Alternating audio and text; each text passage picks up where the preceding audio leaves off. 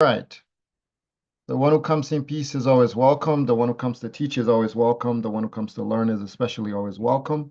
Positive and creation energy to all the students of One Map Africa and Organic African Paradigm. I would like to welcome you to our pinnacle of extraordinary African history. So we are going to be finishing the final chapter of the year 1900 in African history. So the timeline is set up in this way where it goes backwards. If you can see the 1900s here, so we will finish it off here. This chapter is finished. Then the 1800s should follow, the 1700, the 1600, the 1400. There's not much resource or material on these ages, on these periods, so most likely all of them are going to be made together. Most likely the 1800, the 1700, and the 1600s are going to be put together. So we'll take a break after we finish this chapter of our school. That'll give me time to acquire as much resource on these 300 years that are in between. I know this 300 years are littered with things about slavery, but I want to know what was the political mentality of the African people during the 1600, the 17 and 1800. What was the political mentality? What caused the African people to lose their grip on power and another group of people to be able to take over their societal structure? So I will need at least 2 months of study for me to be able to gather as much material on the 16, 17, 1800. So when we finish today's final chapter on the 1900, we'll resume again when I've gotten enough information on those 2 centuries, 300 years. I will let Oma know, and we will set up the next class after that. So let's finish off where we left off. As I said, this is what our ancestors left behind as their history, to tell their history.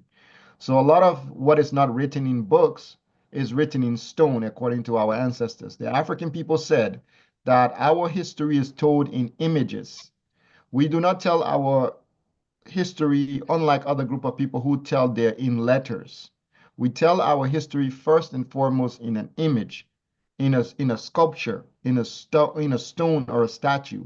So you might see this statue as an idol. People might see, oh, it's an idol, or this statue is it's a object of worship. You are sorely misinformed if you think an African object is an idol or is something that people worship. What it is how we transfer history to our children. We as Africans do not convey history in the manner which other groups of people convey. We carve images, we carve stones, statues, iron, sculpted forms of transmission of knowledge. That is how knowledge is transmitted to the next generation. So this method lasts longer. This method is easier to understand. This method is not hidden unless you are ignorant to it. Okay, it's meant for the people who know how to read it. You look at the images, you should be able to tell the history by looking at the images. If you cannot tell the images if you cannot understand the images by looking at them, it means that you have not yet been introduced to your society's history. It means you have not been taught your own history yet. So as long as you live and you can see images carved in the wall in an African society, in the stones, and you do not know the meaning of that, it means you have not been fully made a member of that society yet. When you understand the significance behind the images, you are now a full-fledged member of that society. And that means you would fight, you would die for that society, you would never betray that society. And this is the challenge in Africa. Our history is carved in stones, and many people do not know the meaning of those symbols. They think those things are idols, and in what they have received from outside of Africa, they've been told don't worship idols, don't look at idols, don't gaze at idols. So if you don't gaze at the stones your ancestors left behind for you to learn from, how will you know who you are? If you are not allowed to gaze at the stones, and be enamored with the stones, how will you know your history? How? So that is the challenge we face as Africans. That is why so many of us are left depleted. We are a vacuum where history should be full in us. We are a vacuum. Now, we are going to finish off this chapter of the pinnacle of extraordinary people. Now, we talked about colonization, education. We talked about the wars our ancestors fought. And in those passage, I told you that the Africans were not defeated by the Europeans' might. Contrary to what you've all been taught, you've been told that Africans were defeated because the European is a powerful being who shoots lightning out of his eyes and thunder out of his fingers. That is not true. The European won because he were able to create allies in Africa. He was able to find a black man with a black, everything black about him, born and raised in the African society. He was able to find much of those people in Africa. He was able to put those people on his payroll and make those people his infantrymen and women. He was able to harvest a great portion of African human beings to be his allies. And every time he went to war against an African people, he would bring a group of African people in the front line, and that African people would, two groups of Africans would fight amongst each other. And when half of them had killed the other, it was then the European came in with the horses and the guns, and then he was now taking over. And then when the victory was won, he took credit for the victory. It is never in any part of African history where the European won a single war against an African people without using African soldiers as his infantrymen. He did not even win Europe, the war in Europe, the civil war between the Europeans. He did not even win that war without using Africans as his infantry people, without sending Africans to die so that he might be able to get easier access to victory. And this is what Africans should understand. In as much as you are, you are trying to figure out who you are and so, someone else knows exactly what you are. They know how to move you like a piece of pawn on a chessboard. They know how to move a whole population of Africans from one country to another to the front lines to fight and kill another group of Africans. They are very skilled at it. They did it for several hundred years. And Africans have been continuously responsive to it. Why? Because one of the reasons is our culture. There is something in our culture which you all must understand, that this particular thing in our culture allows us to be made slaves. You must all understand this. There is a particular portion of our culture which allows us to be made slaves. And so when we are finished with these teachings, I will then begin to explain the things that are in African culture that causes us to become slaves. And when those things are removed, we cannot be enslaved anymore. So we will continue the final part. As you can see, these are images left behind. On the battlefield, in every war, every assassination, every time an African was shot, every time a leader was captured and put to the sword or was hung, there was an African right there assisting the European. It has never happened where the European came into Africa and single-handedly just overthrew the African. Not in, as long as we've lived on planet Earth, it has never happened. There's never been a time where Africans just fought Europeans one-on-one and the European just won. This cannot be done. It's not possible. What makes it possible is the European is able to gather a group of Africans to his side. And those Africans are able to fight with the fiercest animosity against their brothers. And their brothers grow weaker because they know there's a realization. Once I'm done fighting and killing my own brother, I will have to fight this man behind him. I will be too tired at this point. At this point, I will be too defeated, too weakened to fight him. So that has always been how the Europeans conquered the Africans. It is never a single time in our history where they have conquered Africans just on their might. It has never happened. It has always been gather as many Africans to your side, put them in the front line, let them fight, weaken the others, and then we would conquer them. So keep that in mind. So all the first age of our 1900, our ancestors fought. There were many victories. Every time the European met our ancestors in the first battle, they lost. They lost every first encounter.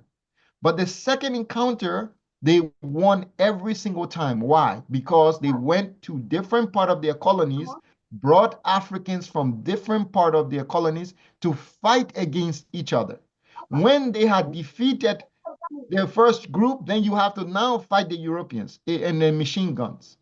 It's like exhausting for you to fight an African first, kill that African, and then now start fighting the European and the machine gun. You can't win. You can never win. And this is how they won. This is how the machine gun was led to the defeat of our ancestors in the first age of the 1900s. Okay? The machine gun did not just annihilate the African people. First, the African people had to wear down their fellow Africans. Then the machine guns came in. The machine gun finished them off. And from this point on, they had no more strength. So we go into the changing of the name of the African continent. Our ancestors, the name is Africa. The name was not given to us by a man or Roman called Leo Africanus or the Roman Catholic Church. The name of the land is Africa because it is coming, the word Africa comes directly from the Medusa or the Medu Nehesi, the language of the symbols. The word Africa is found in the language of the symbols.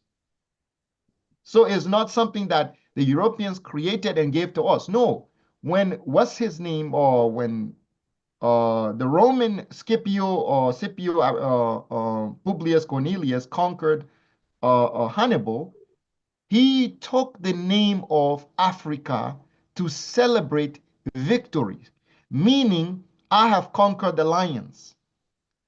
I have conquered the lions. I have conquered the leopards. I have conquered the cats, the people of that land. He has conquered the black people. That is why the Romans took on a name like that. The name did not belong to them. They simply took it to make it a possession of, I have defeated the warrior caste. Africa is a word associated with the warrior caste of the land of Africa, the warrior caste. So we have our caste system. The Africa itself is a word associated with soldiers, military men. So that name, when they came back, they were looking for a name to call us, and they say the land of the military people, the land of the cows, the great bulls. So that's what Africa would signify. The name Merita means our beloved land, the land of the termite mound. So Merita means the beloved land of the termite mounds. So in Africa, we connect our ancestors to the termite mound. There is a spiritual reason why we associate our ancestors with the termite mound, and why we associate Africa with the termite mound, and why Africa is the beloved land of termite mound. Because the termite mound was what our ancestors used to establish metallurgy, the very incarnation of metals. When our ancestors wanted to manufacture metals, there was no way for them to melt the metals. The only object on the African continent which could hold the temperature hot enough so that they could melt the iron, the copper, the silver was the termite mound. So our ancestors they associated the land of the termite mound. This is how come we were able to have the people were able to sculpt, the people were able to create metallurgy and all these various science in Africa, because it is the land of the beloved termite mounds. That is Merita, the land of beloved termite mounds, or the beloved land. Ta word means the great land. It is called the great land, the bull who lives the heaven, because our ancestors said that everything from where the pyramids mark the center of the earth. So where the pyramids line up, we call that the center of the earth. They call this, in the European language, they call this Taurus. Taurus. What you people call the constellation Taurus? They call that Taurus in our ancestral language. That means the center of the world, the center. Now, everything in below the center of the world that goes they are called the lower north people. They are called the lower north people. They changed the name to call themselves the Westerners because they wanted to be approximated to our ancestors. They wanted to have a close relationship with our ancestors. Because our ancestors were called the greatest of the Westerners. That was what our ancestors used to be called. The Europeans who were practicing our science in behind closed door in secret society, etc., they started to identify themselves with the Westerner. They say also it's due to the political terminology between Eastern and Western Europe. But the way they identify with Westerners, and the way they identify with our ancestral culture, they live in the Northern Hemisphere, but they don't like to be called the Northerners. Why? Because that is what our ancestors called them, the lower north people, or the near to north people, the people who are near to the north. They are near to the north, but they are not the north. So that was the ways they used to address them, near north people. The middle of the earth is where this is called Ta-Wer, the great land. All of this Africa is called heaven. It's called the uppermost sky. This entire land you see here in front of you, it is called heaven, or it is called the uppermost divine sky, the imperial, the bright sky. That's what Africa is called. Why? Because Africa does not have many seasons. Every season we have, food can grow. Any season that we have, food can grow. Animals can move around. Human beings can be active in all our seasons, but the seasons that are in the lower north, the underworld, the seasons, there are times when people cannot be as active. They only have a certain period to create food for themselves. So that is what the difference was for us as Africans. So they call the land Ta-Weret, the great land of humanity. That's what they call it, the great land of humanity, Ta-Weret, or the great mother of humanity. That is what Africa is called. It is given many titles. Africa has more titles than any other place on the earth. But most people have been told that Africa means Alkebulan. Alkebulan is a reversal of Nyalu Bali. Alkebulan is a word that Arabs were intending to pronounce Nyalu Bali. They could not pronounce Nyalu Bali. So they call it Alkebulan. That is their one. Because the Arabs lived in this place and they traveled back and forth, and that word was taken. That's how they used it. The Arabs spent a lot of time in East Africa. Almost 1,300 years in East Africa, the Arabs spent. And during that time, they moved back and forth. And this name, Alkebulan, was found amongst the Arabs. And they call it the oldest name. No, the name is Nyalu Bali, the mother of mankind. Just like the pyramid says. So it is not something where the name is not already on the pyramid text. The name is not already carved in the stones. The name is already in the stones, but it is simply Africans do not use, they don't know how the name came about. So the ocean that was around Africa was called the Ethiopian Ocean. All of this ocean here was called the Ethiopian Ocean, and even this what they call the Mediterranean Ocean or the Mediterranean Sea was not called the Mediterranean Sea. It was called the Green Sea, the Wajet, or the Pathways. It was called the Pathways, but it was not called what the European came to call it. So all of these things existed. The African people had these things as set. What happened is the Europeans came And because of this weakness we found in our culture, they are able to change the narrative because of the one weakness in our culture that exists. And because of this weakness here, this ambiguity that lives in our culture, the whole world turned upside down. So we have to go back into our culture in order to fix our future. Now, let's continue here to where we left off in the previous. As I said, many things. The first thing on our continent was the insects fought against the Europeans. The animals did not like them being there because they were hunting and killing the animals. Everything in nature was saying, these people don't belong here. They are not good for this continent. Everything in nature was speaking, but the Africans were not listening. They were not listening. No matter how loud nature was speaking, the Africans were not hearing what nature was saying to them. So gradually, it came, they took over the African woman, they made her who she is today.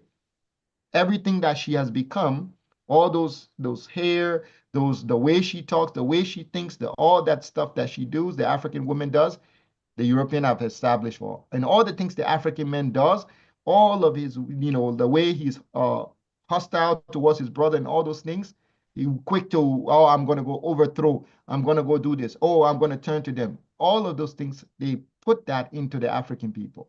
It was systematically established so that they could achieve their end goal. So this was what was in Africa before. These were the people who ruled the society. And when it was done, all of these people were changed to these girls. Their head shaven, now they are fighting to be beautiful. Now they wake up every day, they are so concerned is, am I beautiful enough? Is a man's genitals, they're worried about a man's genitals, which the African women never concerned about what a man's genitals was doing. In our culture, no woman sat down and talked about what a man's genitals was doing on. It was not their concern. Their primary concern was the society, because it is very essential that the African women focus on the society. If the African woman neglects the society for a second, she could lose her power. The women fought so hard to maintain their presence in the African power structure. And so you can't be focusing on a man's genitalia, because as soon as you start looking at your face and trying to be all of that, you are going to be kicked out of the power struggle, the power system. And when you are kicked out of the power system, the man will be misled easily. The woman must be in the power structure at every single time. This is why in ancient Kemet, they had a woman called the Eye of Ra. The Eye of Ra is a woman.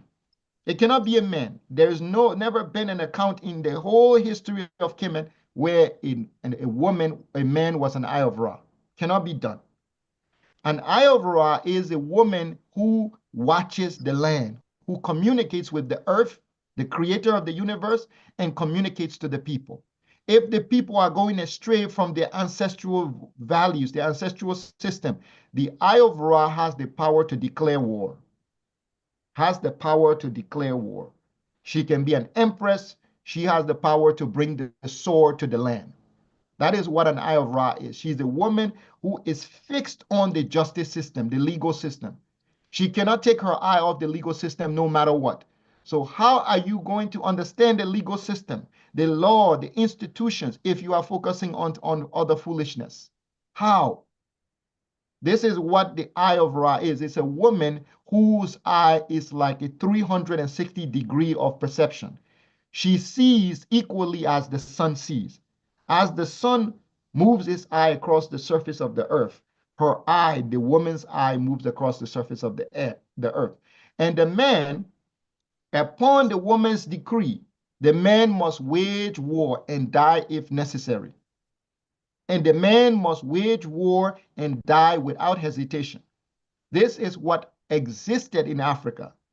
That is why the man sits on the throne and the woman stands behind the throne. Because when you have passed the man, the next high authority is the woman.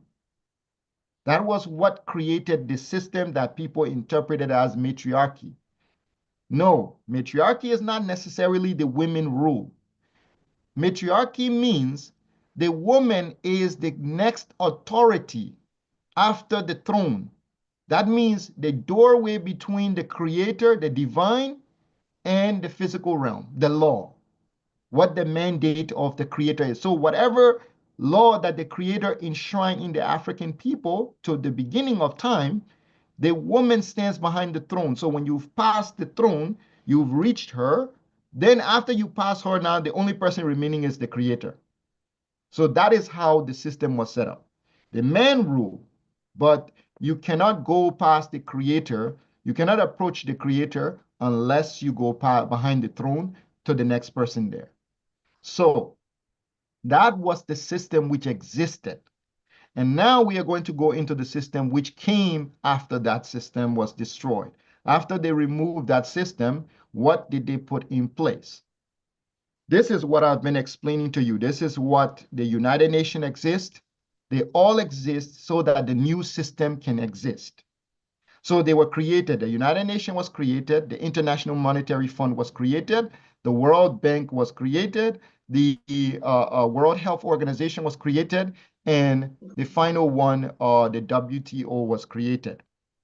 All of these organizations are ruled, the most powerful entities in these organizations are the same colonial nations who came to Africa and extracted our resources through violence. They are all the leading heads of the institution. So the same institution that we claim is there for the human race, the people in charge of those institutions, the people that are most powerful in these institutions are the people who are the same people that came to us with the sword and the gun. So how does that work? How do we go to them, to the institutions, and how do we accept these institutions? And do we participate in this institution knowing that the five powers that sit in the seat of those powers, we cannot go against them. We cannot defy them. We cannot ever progress as Africans no matter what. We are destined to be subject to them no matter what. As long as they are like that, we participate. So we do this, it's not our fault. We do this without knowledge of who we are. We do this without knowledge of who we are. And so that is why these organizations thrive. That's why we are, they are so strong. Because as I said, an African has always been the one who helps the foreigners rule. It has never once occurred in time and space where the foreigners could achieve something without an African being there to make sure they achieve that. So let us beware of this and let us going forward know that this is what the conditions we all live in. So the United Nations was established with 5 heads. The 5 heads are called the Security Council, and their job is peace and stability. So the same forces which in Africa roamed and spread death and killed and assassinated our leaders, these are the same forces that sit in the 5 seats, and they are responsible for what? Peace and stability and the insurance of the European wealth protocols. So destabilization, that is what they do. So even though they might come to the table and they might sit and they might, vote and talk all that casual stuff, they still are going to what? They still are going to leave the chair, the 5 chairs, and they are going to go and they are going to do what they have to do to Africa. So they wear 2 hats. They wear 2 hats. One hat, they go and sit and they are the Security Council, peace and stability. Then the other hat, they go and there's the source of conflict and war and pestilence and death. So that is what they do. They've always done this way. And that's what Africans are not able to comprehend. We're not able to comprehend it. We're not able to cope with it because we believe there was nothing before this. Our ancestors had nothing before this. Our ancestors could not do anything before this. They were powerless. But that's what I said. if you do not know Africa's history, you are not going to know all the things that existed before. So after our ancestors gained independence, remember, there is a difference between sovereignty and independence. Independence means that you have the right to what is it call it? You have the right to black people ruling black people. That's what independence means. Independence just means the sole people who are going to rule in Ghana is a black person. That's an independent. Sovereignty is different. Sovereignty means the sole people who are going to have Ghana economy, natural resource, all of the stuff, those are going to be black people. That is sovereignty. Sovereignty is different from independence. Independence is what our ancestors asked for. When they wanted, they were in a position where the Europeans had a parliament. Every colonial group had a parliament in Africa, every one of them. And in this parliament, there were black people sitting in there, black people who had helped the Europeans. So in order for the European to rule Africa, they needed to find black people who were going to help them fight Africa. When they gathered those black people, they helped one, they put those black people in the parliament, right? And when they put those black people in the parliament with them, but those black people were never equals to the Europeans. They couldn't be equals.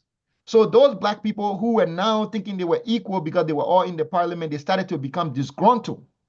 They started to become upset. Why? Why can't you give us equality? So at this point now they say, no, we want to rule ourselves. We want only black people to rule in the parliament, to sit in the parliament. That is what independence means. They ask for independence. So the Europeans drew up a contract and they said, okay, if only black people are going to sit in the parliament and rule, then sign this agreement. When you sign this agreement, then we will take our step backwards and you guys will now be the only race ruling in Africa. So every independent contract is different. Every independent contract is different. Africans celebrate independence, but Africans do not have sovereignty. Sovereignty, a human being cannot give you sovereignty. Sovereignty comes from something called a mandate of the creator, a mandate of like what I call the Eye of Ra. That thing that is behind the throne, that energy that is behind the throne or a government, which that government relies on that energy. That government only fears or answer to that energy. And if that energy says fight, the government fights. If that energy says destroy, the government destroys. There is that energy which exists behind the throne.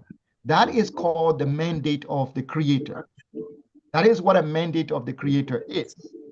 However, Africans do not have a mandate of the creator because they relinquished the mandate of the creator long ago. They threw it away. They threw it away. The Africans wanted to establish a new system, so they got rid of that part. So they've lost sovereignty for so long. They've been without sovereignty. The Europeans came in, the Europeans took their sovereignty quickly with the help of their own people. The Romans took their sovereignty. The Greeks took their sovereignty because of what they did. So we must always understand that history is not just what the action of today. The history is the action of the generation before the generation, before the generation, before the generation. So the difference is sovereignty and independence, two separate things. We have independence, not sovereignty. Now, when our people gain independence, contract was you have to choose one way of government. You have to either become a socialist or communist and you join the Eastern Bloc of Europe, Marxism and all the stuff, you join the Eastern Bloc, or you embrace the Western Bloc of Europe, or you are called third world country. So the people who were slow to respond, who were slow to choose sides, the Africans who did not choose sides right away, they were still trying to fidget around, those Africans were called the third world countries. That's how the third world countries came into being. The third world countries did not mean poor. It means people who have not chosen either Western democracy, etc., or they have not chosen Eastern democracy, Eastern communism, etc. That's what third world meant. But then, after we've embraced the term, after we chose the Europeans. We chose Kenya, for example. Kenya chose the Westerners. So someone needs to mute. That noise is kind of bothering me. I don't know who it is, but mute that for me. Lerato needs to mute. Okay, yeah, thank you. Please, everybody mute. So that is how when we chose sides, when the African chose sides now, they said, okay, we are going to go with capitalism. We are going to go with this and that.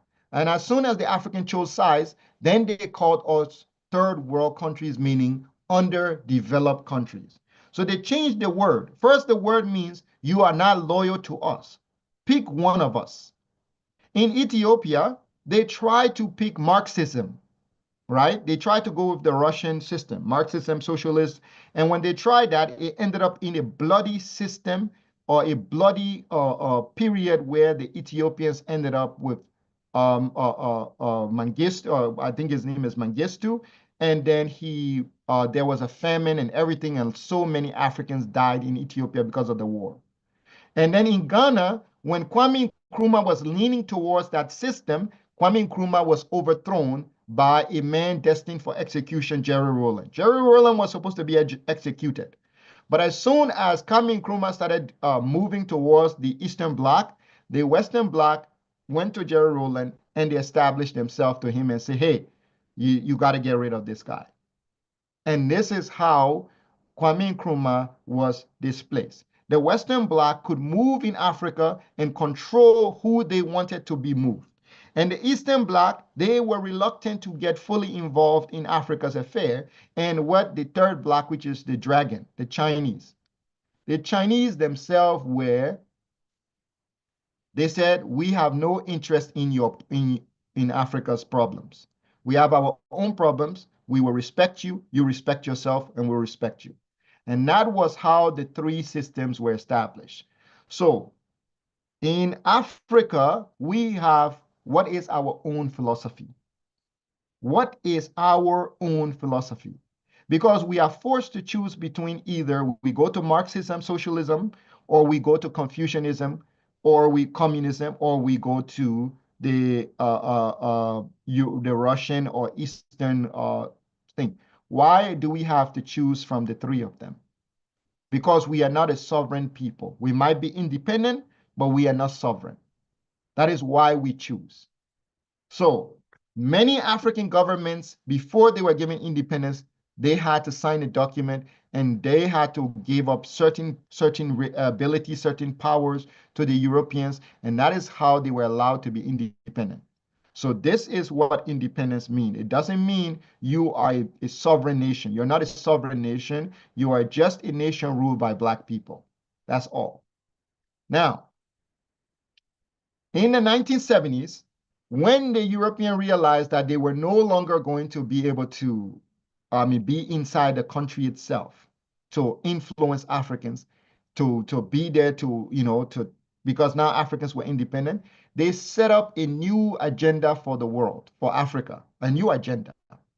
They would now support Africa in the healthcare sector. They would support us in the healthcare sector. They will support us in the agricultural sector. And from this point on, we see that Congo now becomes the ground for diseases. Congo, which did not have sicknesses or diseases, which had the best immune system on planet Earth, immediately in the 1970s, when they announced that their new role in Africa will be medical, we're going to be helping you guys with medicine. Africa now, the Congo, diseases start popping up like popcorn. Diseases start coming up in the Congo. And this is what led to the Congo being the way it is. And so many organizations, from international organizations, use those as a gateway into the Congo. And now they're all embedded into the soil of the Congo. They're all deeply rooted in the Congo now. The Congo cannot even exist without them. But it was 1970s to the 80s when the Congo started to experience the sickness, the age of sickness. So Congolese people had dealt with their hands being chopped up for so many years before then. They dealt with so many other things, and now finally they were now being made sick every single year after that. And so something interesting happened. Coup d'etats follow. From the 1980s up to 2000s, coup d'etats became a way in Africa. Presidents are overthrown, presidents are killed, civil wars, and in this period, we experience mass depopulation. Liberia alone loses 300,000 people. Somalia, 300,000 people. Sudan, 300,000 people. This whole time, Africa is going through a depopulation, civil war. There is so much death that is happening within this period from 1980 all the way to 2000. Africans experienced the greatest decline of their population ever. The number of dead Africans is unimaginable during this period. Even we see Rwanda itself experience 900,000 Rwandans die in a short period of time. So Africans experience the great death. How the Revelations call it, the horsemen of death. The horsemen of death came to Africa in the 1980s. Up to the 2000s, the horsemen of death started visiting Africa. So the diseases, the horsemen of sickness came in the 1970s. Now the Congo, the Ebola river, the Ebola comes out of the Congo, measles come out of the Congo, and you wonder, monkeypox come out of the Congo, and you wonder why. What are the Congolese started doing within that 20-year, 30-year period that they were not doing for 5,000, 6,000 years or 30,000 years? How come they all of a sudden within that 20-year, 30-year period, they are exposed to so much sickness? And so the assassinations continue in the 1980s. Thomas Sankara, we know that the most famous one, he is assassinated. There's other in the 1960s in Togo, Guinea-Bissau, Cape Verde, Congo. The most vicious one happened in Congo when the leader was dipped into acid. He was dipped into acid by the Europeans. In Liberia, the indigenous president, who was trying to be loyal to the indigenous people, he was removed brutally, and he was killed in the most brutal way so that they could remove him. Because he came up with this idea that, hey, let's put our money together and let's pay off the debt. And before you know it, he was sent, another person was sent to destroy him, and not just destroy him, but to kill him in the most brutal way. So no African leader ever, so as a message to the leader of the Côte d'Ivoire, Sierra Leone, Nigeria, as a message to all the leaders in the region. So every African leader watching saw this African president, his ears cut off, his toes cut off, his genitals cut off. Every African saw it, and every African leader became terrified. Every one of them became terrified because any African can be picked up in the African continent, giving arms, and they can come declare war in their own culture, and they can go and they can brutalize the leader. So the leaders in Africa are terrified of the population. They are terrified of their own people because they are terrified. The leaders are more afraid of their own people than they are afraid of the colonizer. They are afraid of their own people because their people can be used as a weapon to kill them in the most brutal way. That is why they fear their people. That is why they hate their people to a certain degree. That is why they want their people to suffer to a certain degree. So, again, the colonizer also, even though he disliked the colonizer, but the colonizer gives him so and so privileges, so and so money, allows him to be this and this and that. So he's stuck. The only time a leader has ever been able to shift the narrative of Africa is if that leader took over and say, you know what, I don't care. When the leader kicks out a foreign military, when the leader kicks out foreign groups and people that are posing a threat to them, that is when you know that leader is acting independently on behalf of Africa. But when the leaders allows them to grow side by side, that is when you should be saying that the leader is afraid. He's afraid that the African people can be used as a weapon against them. So their own population of Africa can be weaponized against their leader. And the leader is weaponized against the population.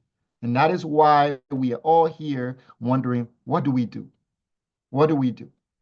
So 1970, all of this, we see the diseases come out of this period, this area here, spreading into the Congo, Central Africa. HIV even emerges in Africa. HIV comes into Africa, comes from the Congo. How? The Congolese have been living there for almost 4 billion years, 4 million years, even 60 million years, 200 million years. HIV comes out in the Congo in this period where they changed the agenda to be medical service to Africa, to provide medical aid to Africa. The Congo becomes the beginning of HIV/AIDS. All these things here. So now the Congo is dealing with all of these. Humanitarian aids are flocking to the Congo. They are there to help the Congolese people. They are there to be the savior of the Congolese, right? They are there to help them. While the Congolese themselves, they are torn between their neighbors, their fellow Africans. These people are their saviors. These people came to save them from diseases, but their fellow Africans are their enemies. So this is how they came. But then Ebola workers, they came in 2014, 2013 into Africa, Western Africa, and they said, we want to build a lab and to test Ebola in Africa, in West Africa. In Guinea, the Ebola workers attacked by villagers. The people in the village in Guinea in 2014 started to become sick from Ebola. They started to become sick. And so the people realized that these people, we were not sick until these people came to our village. These people decided to vaccinate, or they decided to like inject us with things. So because they said they were prevention is better than cure. But suddenly our people are dying in the village. So until they had built the lab, the people were fine in Guinea in the village. But the people were not fine after the period where they started to get sick, after these people came. And before you know it, the government, the people who call their government, the US foreign nations call the government, say, hey, your people killed our workers, the Ebola workers we sent to the village to raise awareness about Ebola. They killed the workers. But the people say we killed them because they were poisoning us. They were injecting us with the disease. So the African government is pressured. You either deal with that village, you punish all the people who do there, or we come and we send somebody to remove you, to overthrow you. So the African leader is forced to take side because he's afraid of his own people, that his own people will go and choose the colonizer side, and so and so. And so in 2014, the Ebola spread in Sierra Leone, Liberia, Ghana, etc., and it was all across the news. So all this is just part of the legacy of the New Aid Foundation in Africa. Leaders are assassinated because media, we are going to fund free speech in Africa. We're going to fund free speech, freedom of press. Leaders are, people are sick because we are going to build medical, we're going to teach people how to be healthy. We're going to vaccinate people. We're going to take care of their health. People start getting sick. So this now brings us to today. We're going to talk about even the flu. Our ancestors, this one is very blatant. In Africa, our ancestors never had flu. We Africans were the only people on earth who did not have flu because their seasons are different.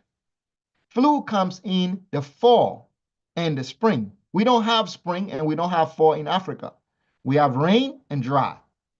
We don't have those seasons that cause your nose to be leaking and all those things. So it is in the 1915s, Africa experienced a new thing called influenza. A new disease came with the missionaries. The missionaries, when they arrived in 1915, they brought in a disease called influenza. They were so new to the African people could not handle the disease. It killed 5 million Africans instantly. During the period of 1918, the influenza killed 5 million people, Africans, because they never encountered this disease, the sickness. So Africans' response was to spread Christianity even faster. Africans decided that if this influenza came, if the Europeans brought it, and so, we will spread Christianity because our ancestors are evil, and so. So the Africans started to push for the Christianization of all of Africa because of this disease that was brought from outside. So out of superstitions, they started to spread Christianity. The Africans took the initiative that they would spread Christianity. But also, what came out of this spreading was that the Africans started to hate colonial powers. They started to dislike the colonial power, and many Africans started from this same movement. So it's a double-edged sword. One meaning the Africans decided to fight by spreading Christianity, and the other meaning the African decided, hey, this colonial thing is wrong.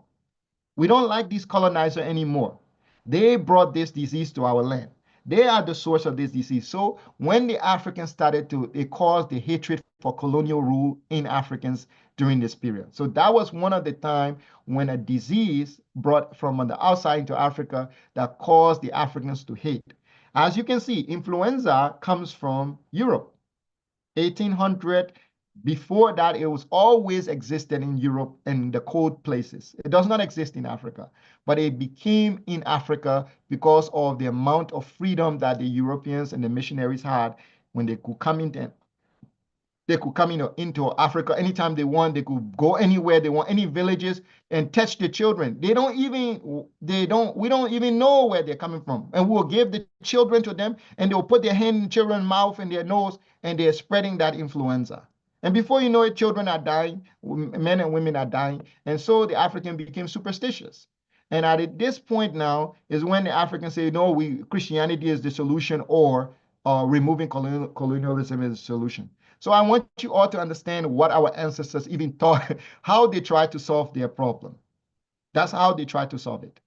Now, we are going to go to the most brutal part of the colonial system. This part here makes me sick to my stomach, but we are going to go through with it.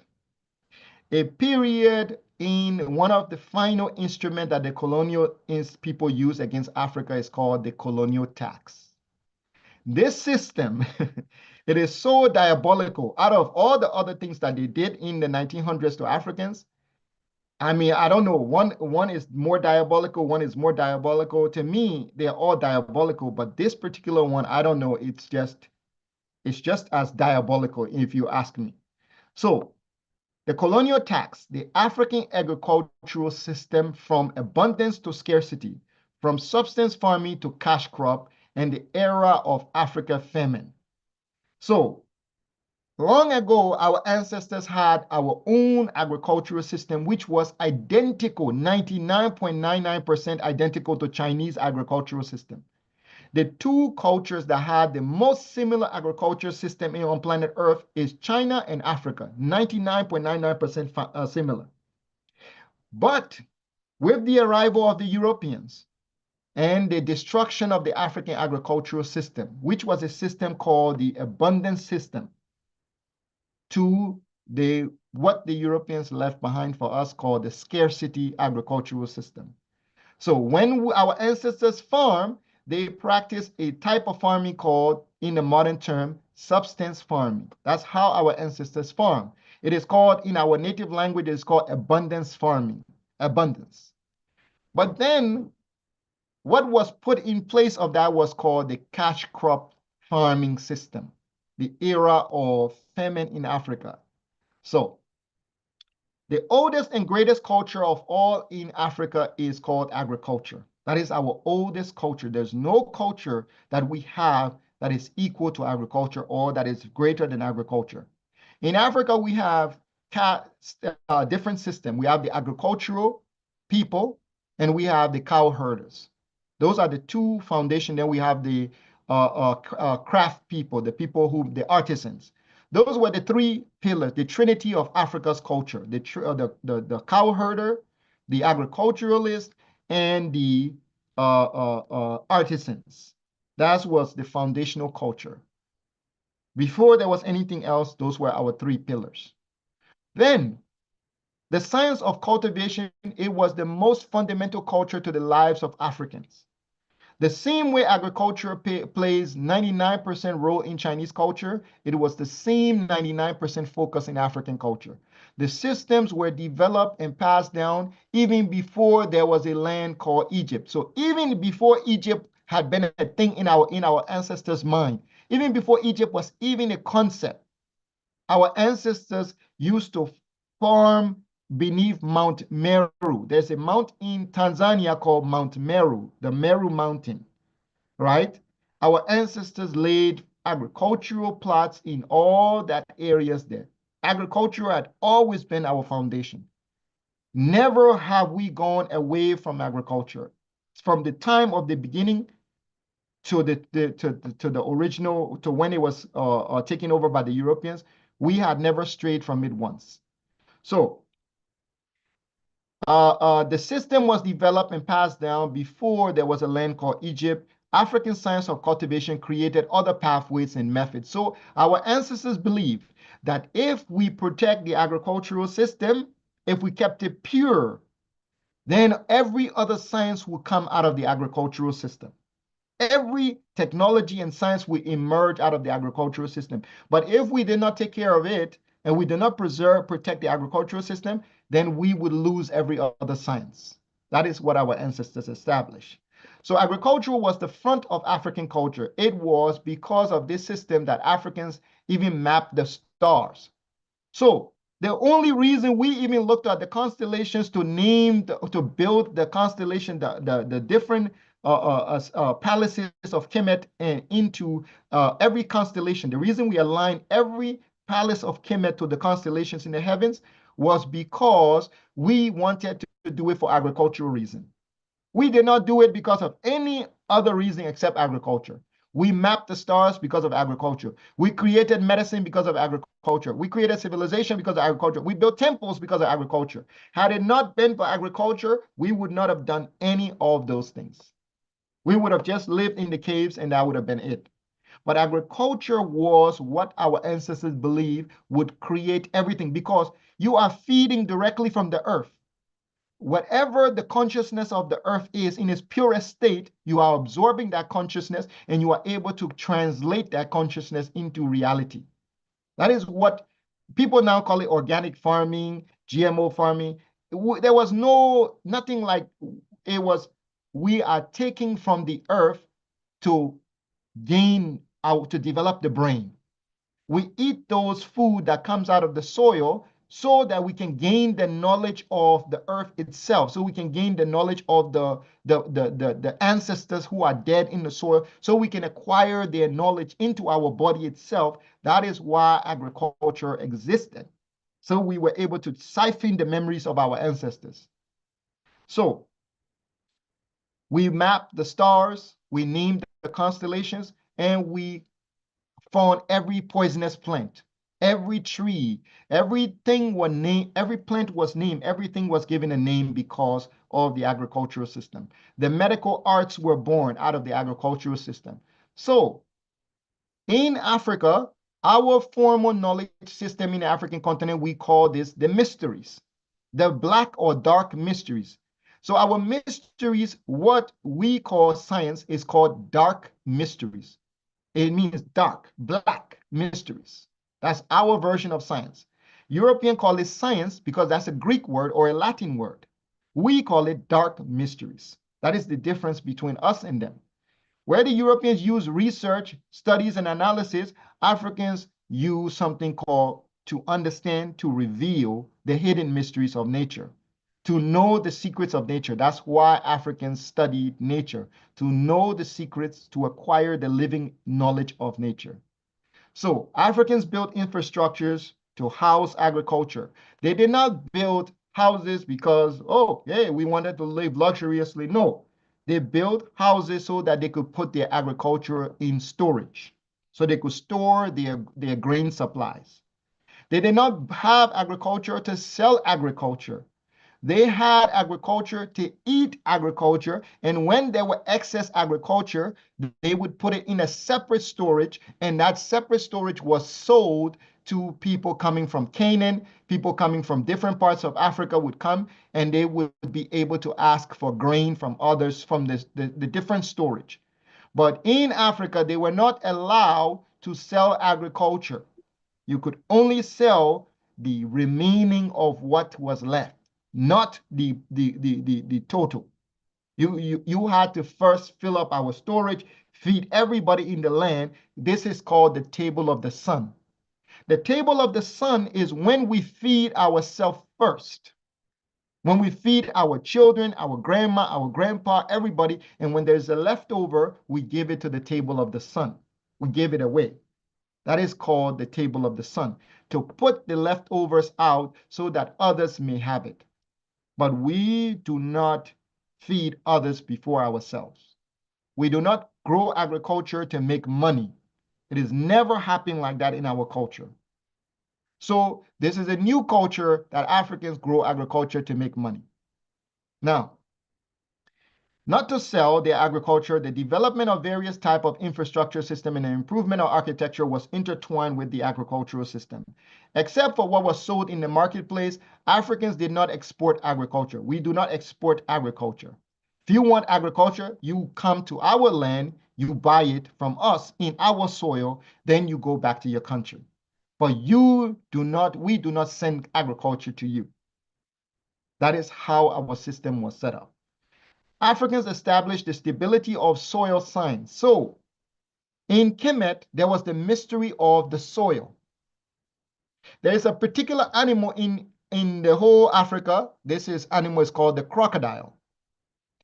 According to our ancestral science, they said that the same energy in nature which gives the crocodiles its essence, which makes the crocodile to live, to move, that same energy is the responsible energy for the soil. That is the energy which gives the soil its fertility. So the crocodile is a symbol of the soil's fertility. That's what the crocodile symbolizes in Africa. It is a symbol of fertility of the soil. It's the symbol of semen. Not just semen, but this type that makes plants grow out of the earth. That is what the crocodile symbolizes. So this is called the soil mystery, the first study of soil formation. How does the soil form? How does the soil do? What does the soil do? In modern thing that they've taught Africans, they've told you that the soil needs fertilizer. In our ancestral science, they say the soils need bacteria. It doesn't need fertilizer, it needs bacteria. So there are our ancestors called the bacteria in the soil spirits. They call these bacteria spirits of the soil. They say that in order for the soil to grow, these bacteria must live in the soil. They must all be in the soil. We have to nurture and take care of these bacteria in the soil so that the soil can grow food. So we didn't use fertilizer. We understood bacteria as enshrined in the soil. That was how we have our science. So our science and European science is differing because we look at the soil as there is living spirits in the soil, bacteria in the soil, and these bacteria need to be alive. We cannot leave these bacteria, let them die. We must keep them alive. That is our goal. So you are here being told that you must fertilize the soil. You must do this and that and blah, blah, blah. You must do this and that, right? You worry about fertility of the soil. Our ancestors knew that the crocodile energy, Sobek, that energy is what fertilized the soil. So Africans set the first physical, chemical, biological, and fertility properties of the soil. They were the first people to map the land, set the physical attributes of the land, the chemical attributes of the land, the biological attributes of the land, and the fertility properties of the soil. The Africans were the first people to do that. The Africans had the most vast and stable understanding of the soil. They were able to feed their population because no property of the soil was unknown to them. Mysteries of soil properties, mysteries of soil use, mysteries of soil management. Africans had a soil science so fully developed and their capacity for feeding their entire population, the law and focus completely shifted from hungry and desperate mentality to stable and calm mentality. Africans said that when an African is hungry or when he's ruled by his stomach, the hunger of his stomach, he is going to become an unstable and desperate creature. And when he is unstable and desperate creature, when he's moved by his stomach, he is unstable and a desperate creature. And he can do anything. He can even sleep with his own mother. He can even kill his own father because his stomach is convincing him to do it. So you must never let your stomach make decisions for you, ever. This is how our ancestors understood the system. So our ancestors believe they must understand the soil and master the soil in all the different properties of the soil because their laws of the land is emerged from the soil. Law is associated with the soil. Our very principle for calling Ma'at comes from the soil. That is what Ma means. The name is not Ma'at, the name is Ma. At means her palace, the palace of Ma. So Ma is the woman, the earth, the mother. Then At is her palace, the mother's palace. So that is her law, the law that comes from Ma. That is how our ancestors saw it. So a hungry and desperate mentality causes an unstable, a dangerous being, an African, makes them into a monster. A stable and calm mentality makes an African the gift of humanity, the gift of the people. So they had many branches of soil mystery, including information, soil description, the red soil, the iron oxide, the ochre for hydration of the soil, the classification of soil in their natural environments, the mineral-rich soil, the gold-rich soil, the copper-rich soil, the silver-rich soil. They had classification for every type of soil.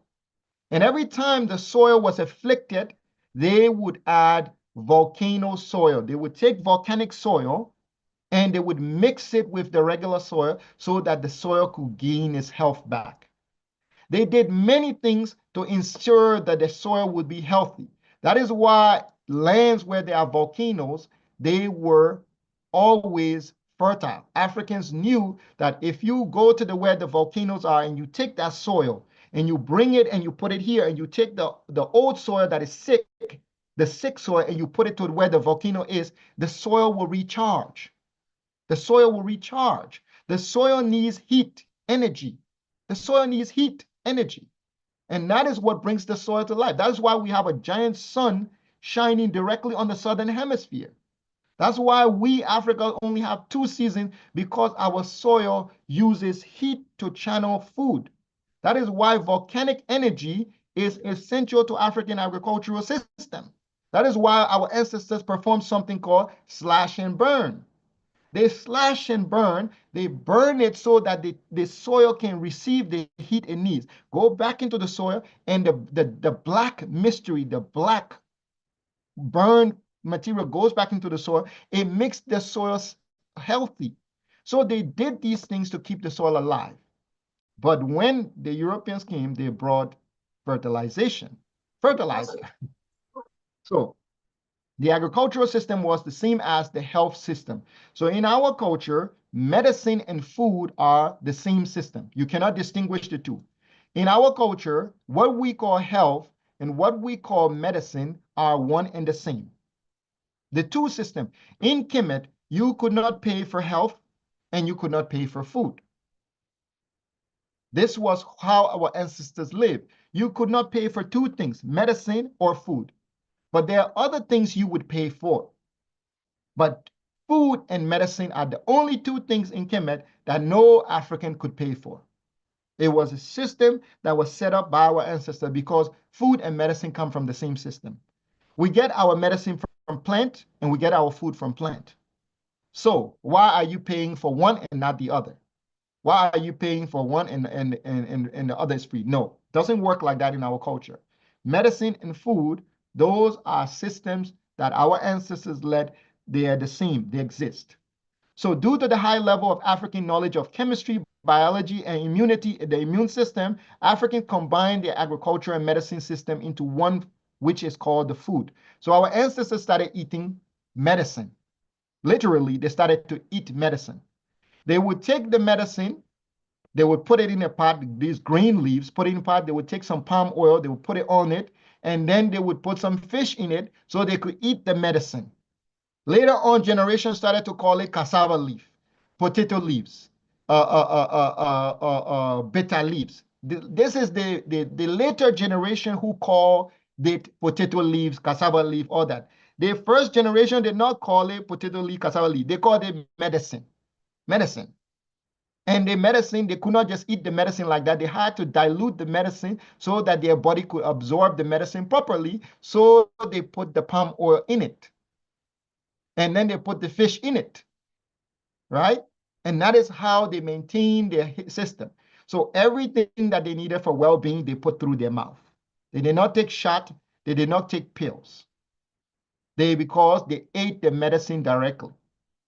And even there was a system in Africa, when a child was born, the woman would take her placenta of the child and put it in, take a seed, and put that seed in the middle of the placenta, dig a hole in her house or her yard, and she would put it in the ground. She would put that, and then when that tree grew, the child, anytime the child gets sick, she would pull the mango out of that tree, and the child could eat that mango, and it would give the child the immunity from the placenta. And this is how the Africans did when it came to healing. They literally knew that a child, placenta of the mother, was full of the child's immune system. So when the woman goes and gives birth, she would take the placenta, take a seed, put it in the middle of the placenta, and they would bury it, and that seed would grow. The child would pick the leaves off that tree because that is the child's essence. They did this all in Kemet. It was all across Kemet. There were trees there, placenta trees everywhere. That is how we eat green leaves in Africa. That is why every group in Africa is eating some kind of leaf. So let us continue here. Africans combine the food and agriculture. Their diet consists of key green plants or various roots and tree barks with the properties to boost the immune system or care for the immune system. With the 20th century colonization, large populations of Europeans moved to Africa to settle, served as missionary, and worked with the African people. And it was them that spread the disease, and they took African people away from the system. So what caused the separation of African from the agriculture and the medicine system? What caused us as Africans to go away from our agriculture and medicine system? What caused Africans' agricultural system to go from abundance to scarcity, substance farming to cash crop cash crop system? This one is not. Even the Tangier direct is 25. Who is no, the boy explained to me because we got it from the bar. Okay. So please maintain your mic for me, please. We'll be done shortly. So Africans first started to reject their agricultural system and their medicine system because of something called the colonial tax of the 1900s. This is why I hate this part of the lecture so much. It's so hard for me. Colonial tax of the 1900s and the African agricultural system from abundance to scarcity, from substance farming to cash crop, and the era of African famine. How African children became the poster child for starvation and famine in the world. How the African became the four horsemen. How the four horsemen came to Africa. War, famine, disease, and death. How these four horsemen came to Africa. Point of reflection. I want you all to reflect on this when you get the chance. The Africans had a complete knowledge of soil, stream, river, irrigation, and most fundamental hygiene was a requirement for their spiritual organization. These knowledge systems were insulated the Africans from diseases, from famine, from poverty, from dysfunctionality. Yet these knowledge systems were cast aside. Practical systems that were sustainable to the Africans for millions of years, only in a 60-year period, these systems were lost. So I want you all to think about that, how that could have happened, how something that was so vital to life could have happened. I want you guys to all think about that in your own time. So What led to the downfall of the African farmers, the African system, was something called the origin of the white farmer in Africa. Now, this stuff here, we hear very casually. They throw this word around very casually. When Zimbabwe, Robert Mugabe was getting independence, they mentioned the white farmers. When Kenya, they call him the father of the nation. I can't remember his name. The father of the nation, the first Kenyatta, Jomo Kenyatta. When Jomo Kenyatta took power in Kenya, what did Jomo Kenyatta do? He had the chance to get rid of the white farmers. He did not get rid of them. He had the chance to send them back to Europe. He did not do it. He said, I forgive you all, blah, blah, blah. And so he left it the way it is. There's another person called Idi Amin. He saw that these foreign farmers were taking control of the Ugandans, doing all this stuff. He evicted all of them. Then he paid them. He gave them the money. He compensated them. He paid them money.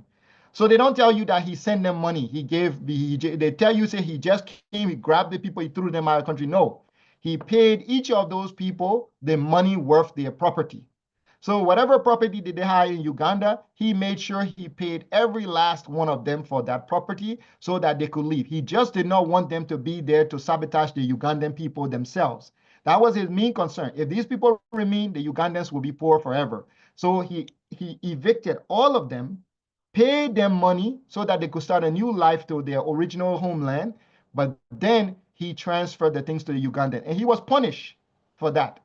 And not just he was punished for that, but many things came to an end. He was even destroyed. So he went from from hero to villain very quickly because of what he did. So let us all remember this as Africans. This origin of the word, the white farmer. The analysis of the long-term effect of colonial cash crop extraction in Africa focuses on the dynamic interactive effects of geographical trade and colonialism in the context of Africa's structural change from the slave to the export agriculture. So slavery ends. When the Europeans ended their slavery, they were the ones who ended slavery because, they felt, let's move to the next plan. This plan is not working for us anymore, so let's go to the next plan. When they move to plan B or plan C, or I don't know which plan they're on right now, they might be on plan J or T, I don't know, but they have a whole list of alphabetical plans.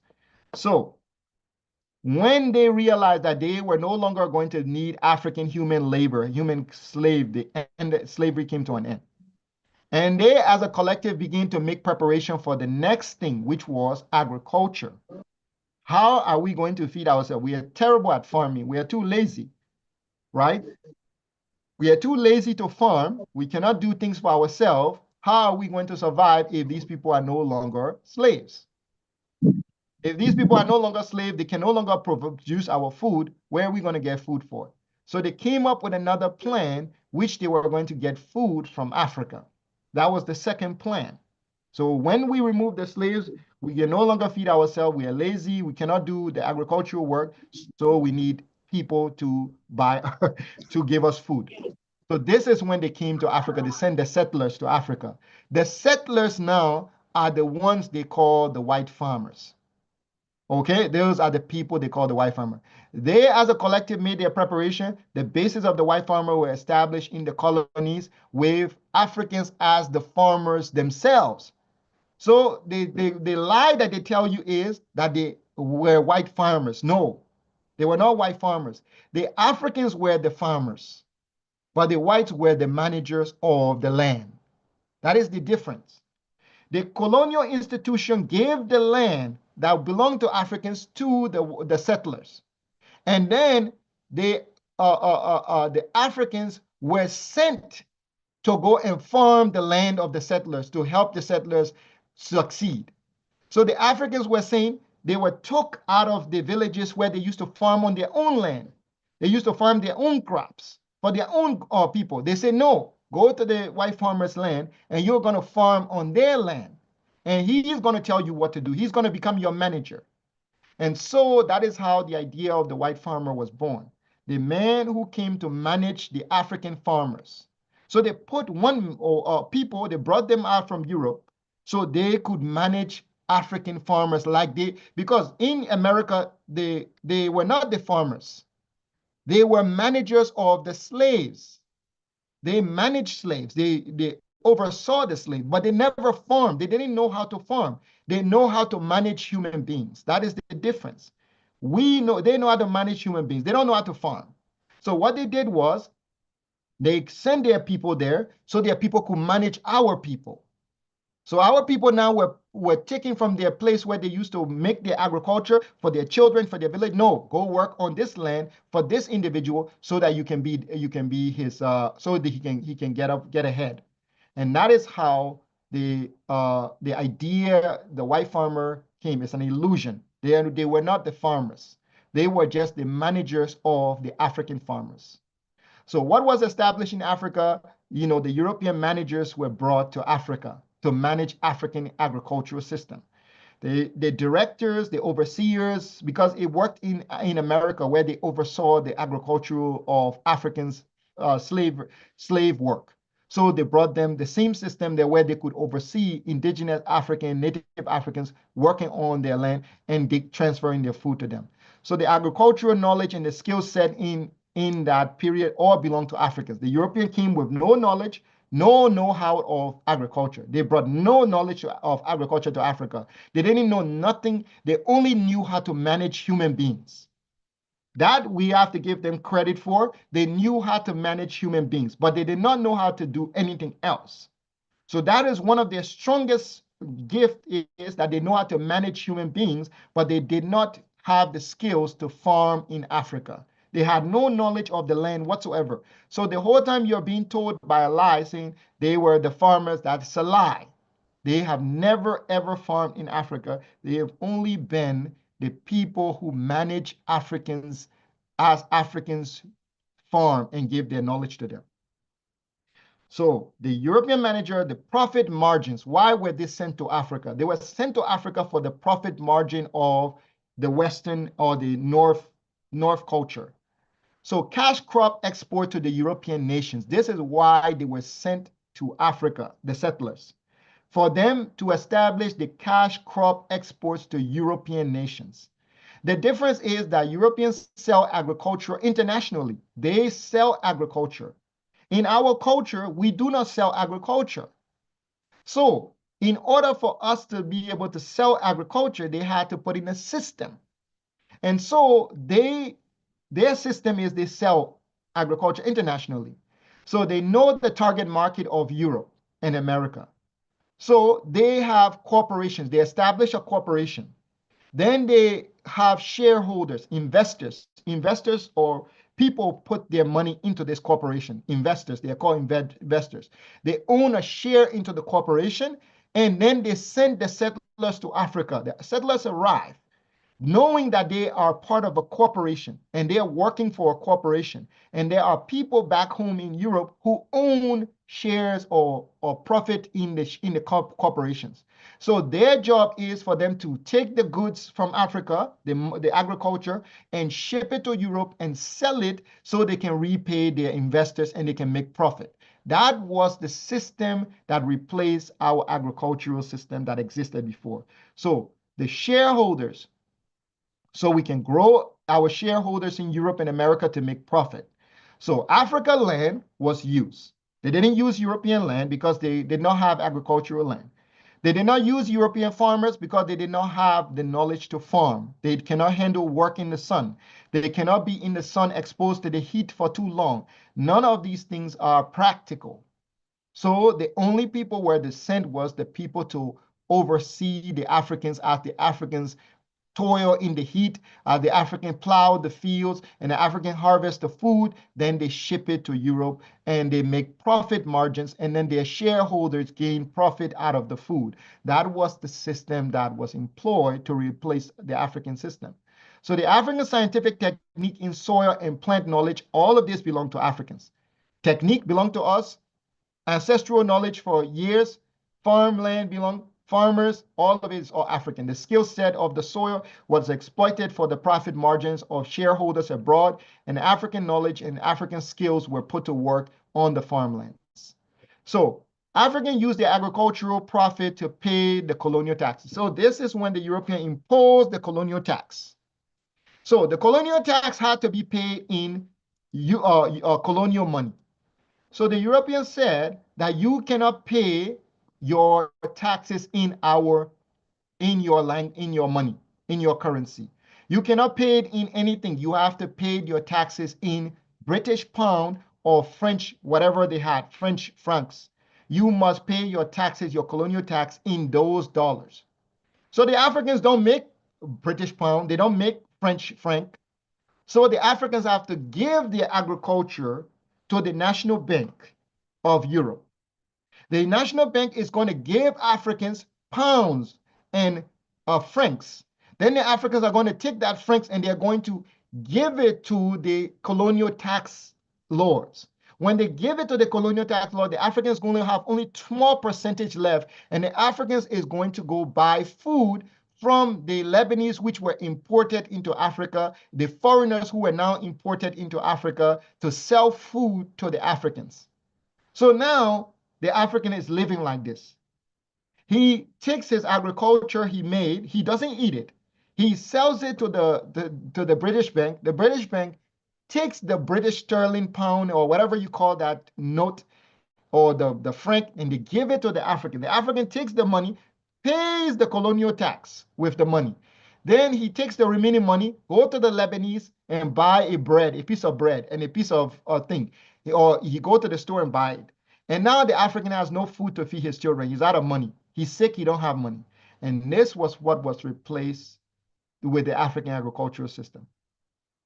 So Africans used their agricultural profit to pay colonial taxes to the colonial governments, which was used to pay the national debt of the European government. So the European governments would incur debts. They wanted to pay their debts off, so they used the African people, they taxed them. They say, you got to pay us taxes. When the Africans paid the tax to them, they paid their debts to the bank. Then the Africans farm the land, give the agriculture to the bank. The bank gives the Africans money. The African take the money, give it back to the colonial. The colonial give it back to the bank. Oh, fluid darkness, help us. So the Africans used their colonial tax to pay off the European national debts. And that is how Africans ended up buying bread from the Lebanese, going to the Lebanese for everything, because the 20 cents that he had remaining, the small little piece of coin that he had remaining, he would go buy from the foreigners. And this is how the Africans stopped farming. They stopped feeding themselves. This is where famine came into Africa. The colonial government imposed taxes and collected taxes in Africa to pay European royal crowns debt in Europe. Now, this is how they distributed the tax system. Africans dwelling in huts, you had to pay tax on your hut. They don't know how you build your hut. You go and you take your mud and you build your hut on your own land. These people come to you and say, you must pay tax on your hut. So Africans now have to pay tax on their hut. Now, if you don't want to pay tax on your hut, then the Africans, the income tax, you have to pay income on your income. You have to pay income tax. So that means whatever income you are making from the white farmers or your share of the money, you have to pay tax back to the government on your share of the money. It's called income tax. And then also, if they would take the income tax or the money, or also there was something called the compulsory deposit.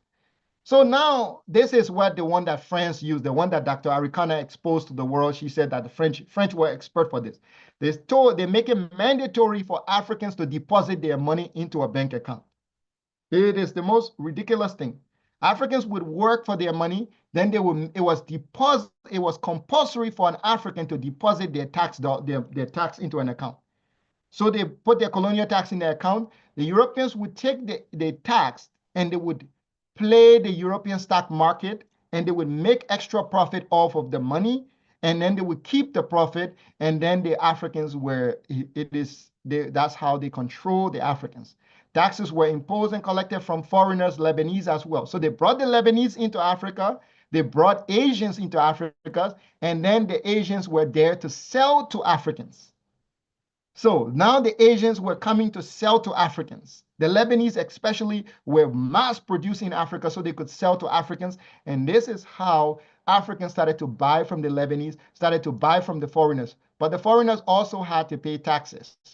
So the Europeans were dipping in multiple pockets, and so he could pay the royal crown. And the royal crown was doing whatever he wanted with the money.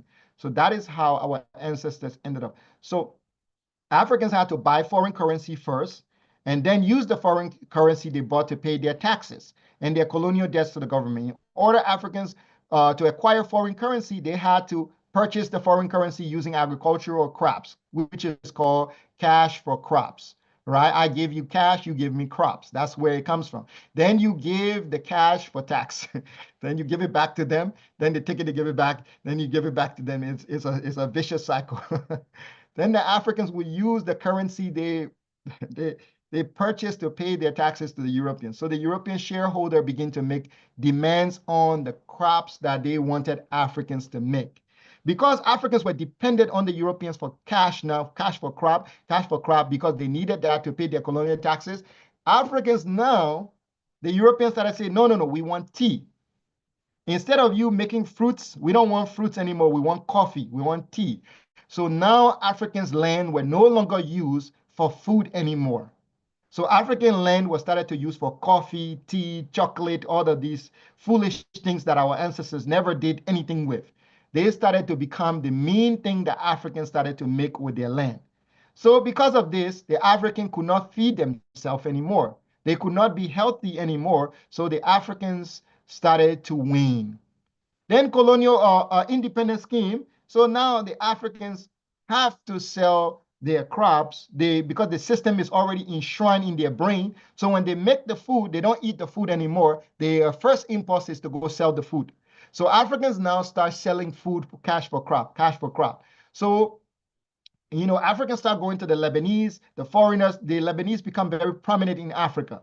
Africans start buying things from outside more and more because of the cash for crop system that was put in. So this is how our ancestors ended up buying food from the Lebanese, how our ancestors ended up buying foreign goods and all that, because the foreigners were brought in so that they could relieve us of our money, so that we could take the money and give it to them. After we finish paying colonial tax, then we only have small money left to buy food. Instead of us going to go buy from our fellow Africans, they say, no, you got to go to the Lebanese and buy food from them.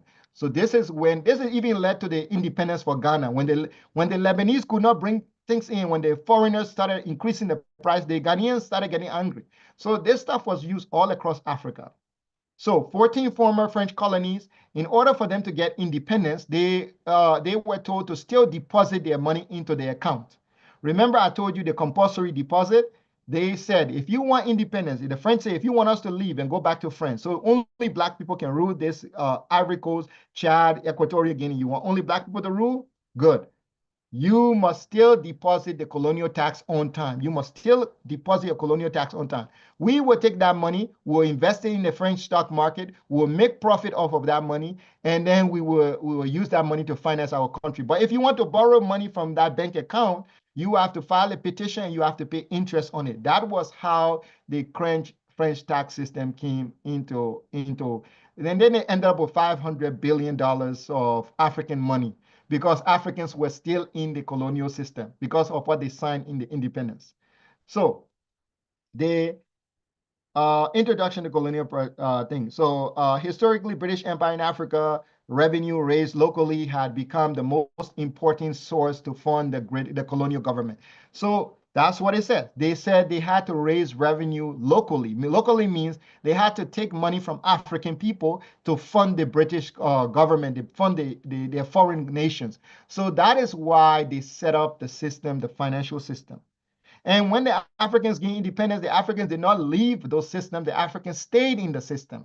So that is why we ended up with the way today we sell food in Africa today. When you go to the marketplace, you see Africans that will farm their food, then they will go sell their food. Instead of them eating it, they're starving. They keep talking about they're hungry. Instead of them eating the food they work for, they are not doing it. They're going to the marketplace to go sell it so they can get money, so they can go to the Lebanese person and buy from the Lebanese person. That is what the colonial system, tax system established for Africans, and that is how Africans became the way they are. So this led to famine in Africa. Famine in Africa happened in the 80s to the 90s, when this system was in full effect, is when a lot of famine happened. And this is the outcome. African children begging for food, lining up, civil conflict in Africa, war, pestilence, our children begging for food, holding their pot, standing in line in the sun. This is what became of the Africans after this system was set up. And this is how Africans became the child of famine in the world. You see these children, their muscles, their arms, their bones showing, is how they all became, because the Africans went against their ancestral system. And they lived in it. They embraced it. They're like, this is exactly what led to their decline as Africans. This is why their destruction was imminent, right? Because of all the things that they were just embracing and following. Because as I said, there is a sickness in our culture which allows us to be overthrown by evil.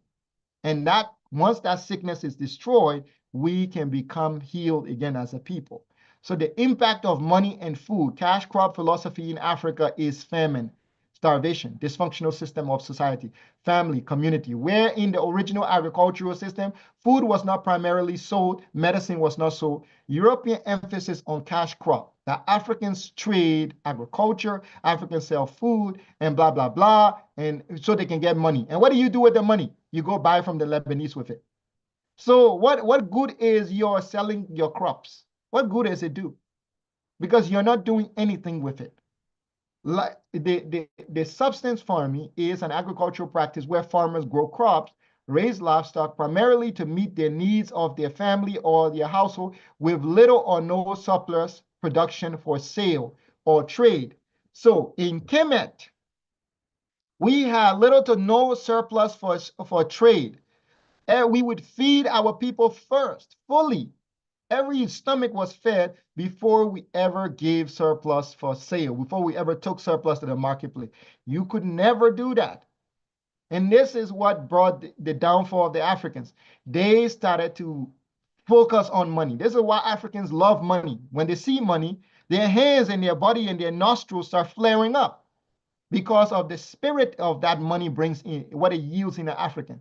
When they see money becomes very corrupt, all the evil in their spirit starts to awaken because of what the evil that this system has brought, the cycle. It's a literal system that was created out of the most evil spirit that was ever deceived and created against our ancestors. And that is how we ended up as starving people. Because substance for agriculture, which was dominant mode of production in Africa, was removed, and the market-based capital agricultural system was put in place. And so we have cassava, 1.921 million ton of cassava, tons. Every year we produce in Africa, yet we don't eat it. Maize, 1.94 tons of maize. Bananas, all these things. Wheat, we produce them, but we don't eat them. We don't eat them. We sell them. And so we can get money. And when we get money, so we can buy from the foreigners. And all this was set up, selling the food we produce. Africans before post-colonial, they planted, they built storages. They built storages, literally. There's groundnut pyramids in Nigeria. They found groundnut pyramids in Nigeria. They found a bunch of yam pyramids, groundnut pyramids. They found storage of food everywhere in Africa. People used to store food. But all those things were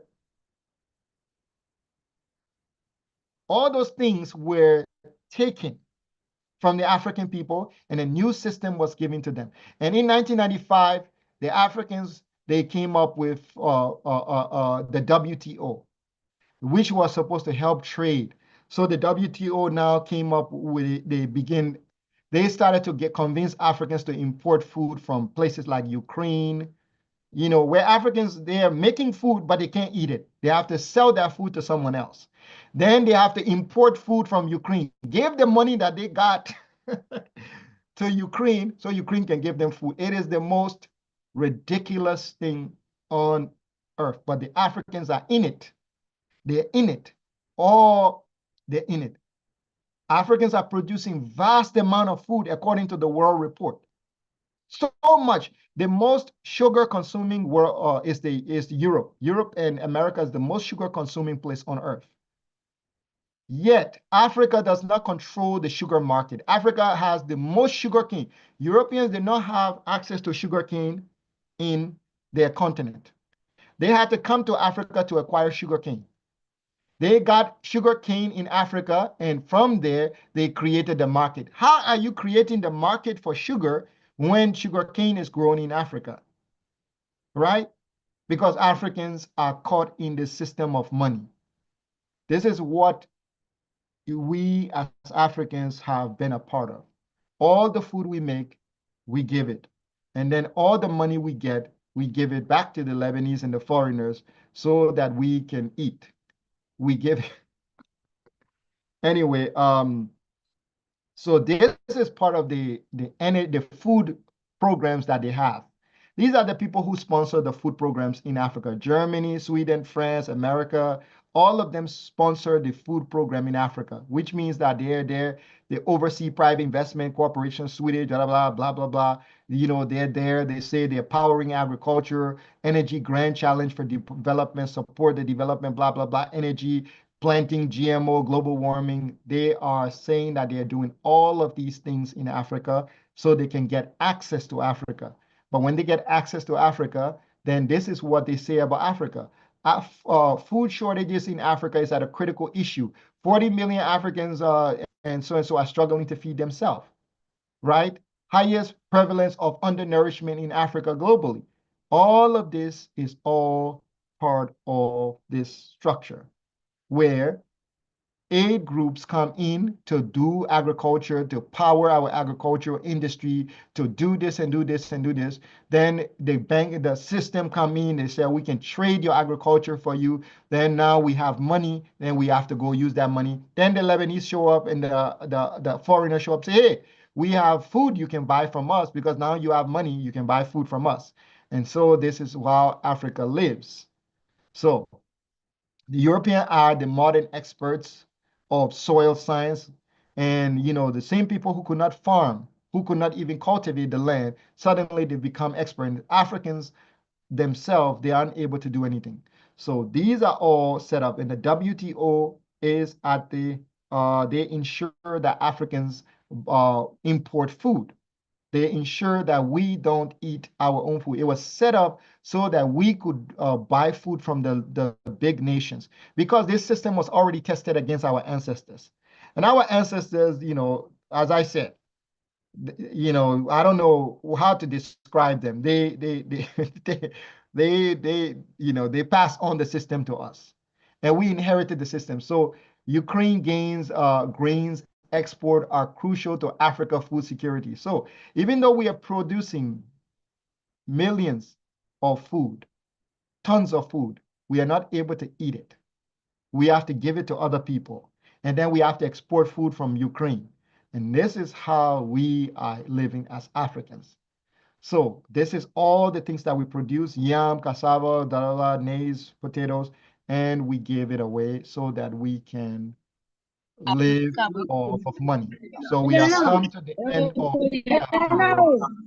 the chapter of the 19th century. I've told you what you need to know about your people. Now, if you take what I've said and learn from it and grow from it, you will be better for it.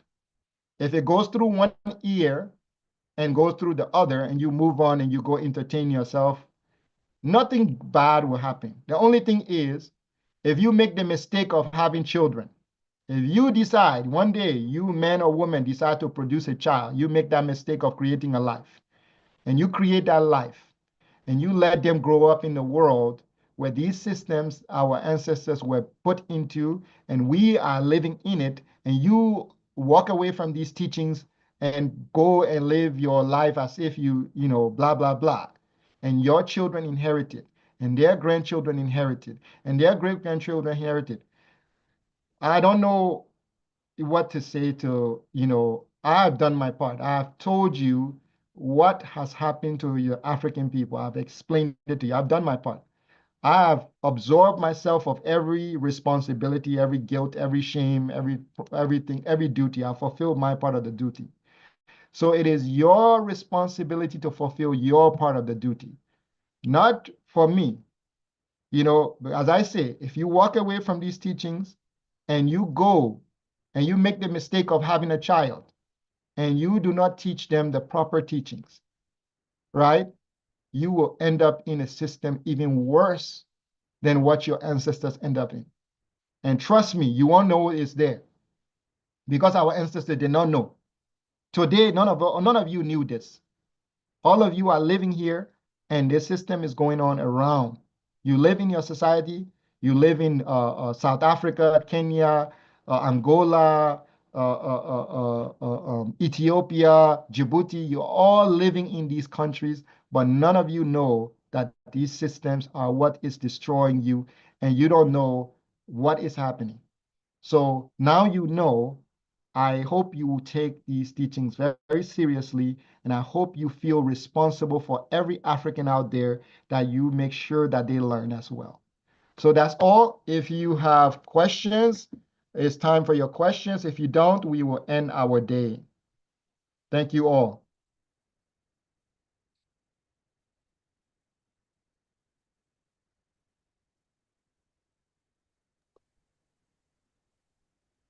I actually do not have a question. I just want to thank you so very much.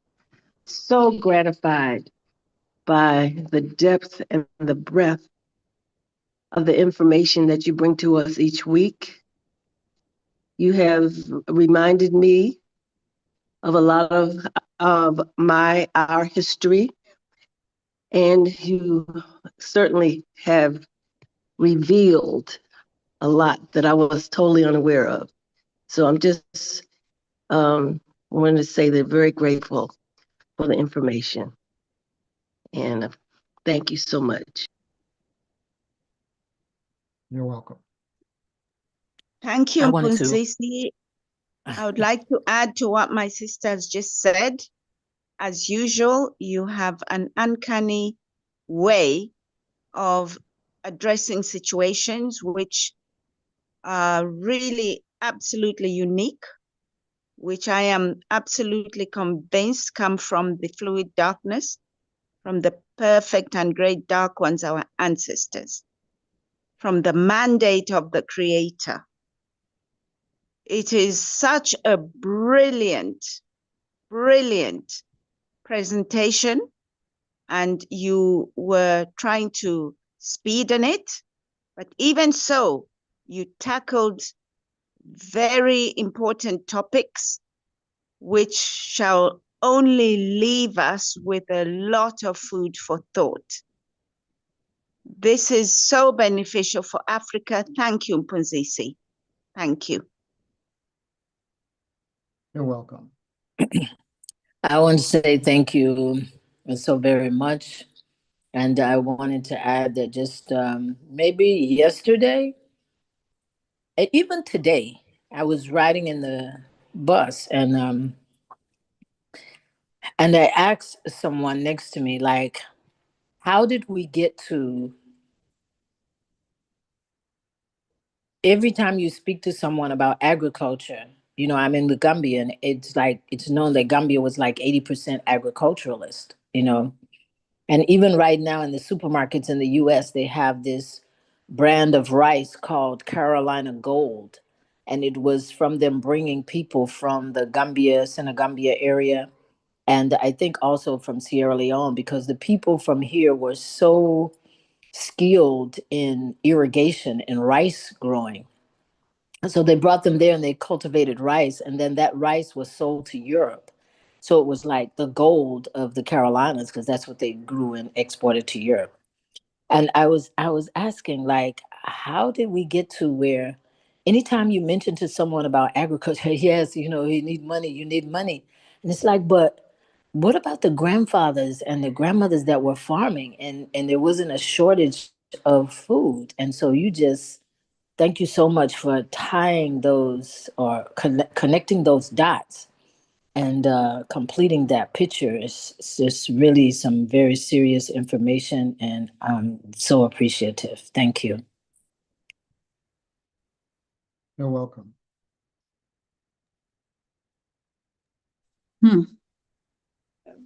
Can I come in? Mine is always the same. We have heard this. What are we going to do about it? Because hearing and understanding does not change anything for us. When are we going to organize ourselves to find a way to break this system? Because it's a system. We have heard how they have set up this system. It's not about one or two people going to farm in their village. No, we are not going to solve this problem like that. How are we going to put our heads together to break this thing? This is my problem. Thank you. Can I go next, Teacher Dimitri? Are you hearing me? Yes, go ahead. Go ahead. Okay, I've come on my phone just in case you couldn't hear me this week. Brother, Can you speak up just a little bit? Can you speak up just a little bit? Okay, let me use the phone. Give me a second. Okay, I'm going to use the phone. Okay, can you hear me now? Are you hearing me? Yeah? Yeah. Yes. Okay, brilliant. So Teacher Dimitri, when you come to do a program, any program, you say the one who comes. And I think we need to stop and listen to that, what you said, because that is the key to some of the techniques that we need, which is the heart and the intention. I also want to say this. The ones who hear you, the ones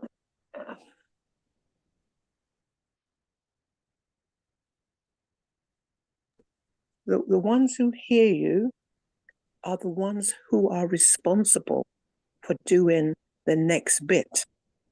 And it is from the heart that the next bit will come to tell you what to do.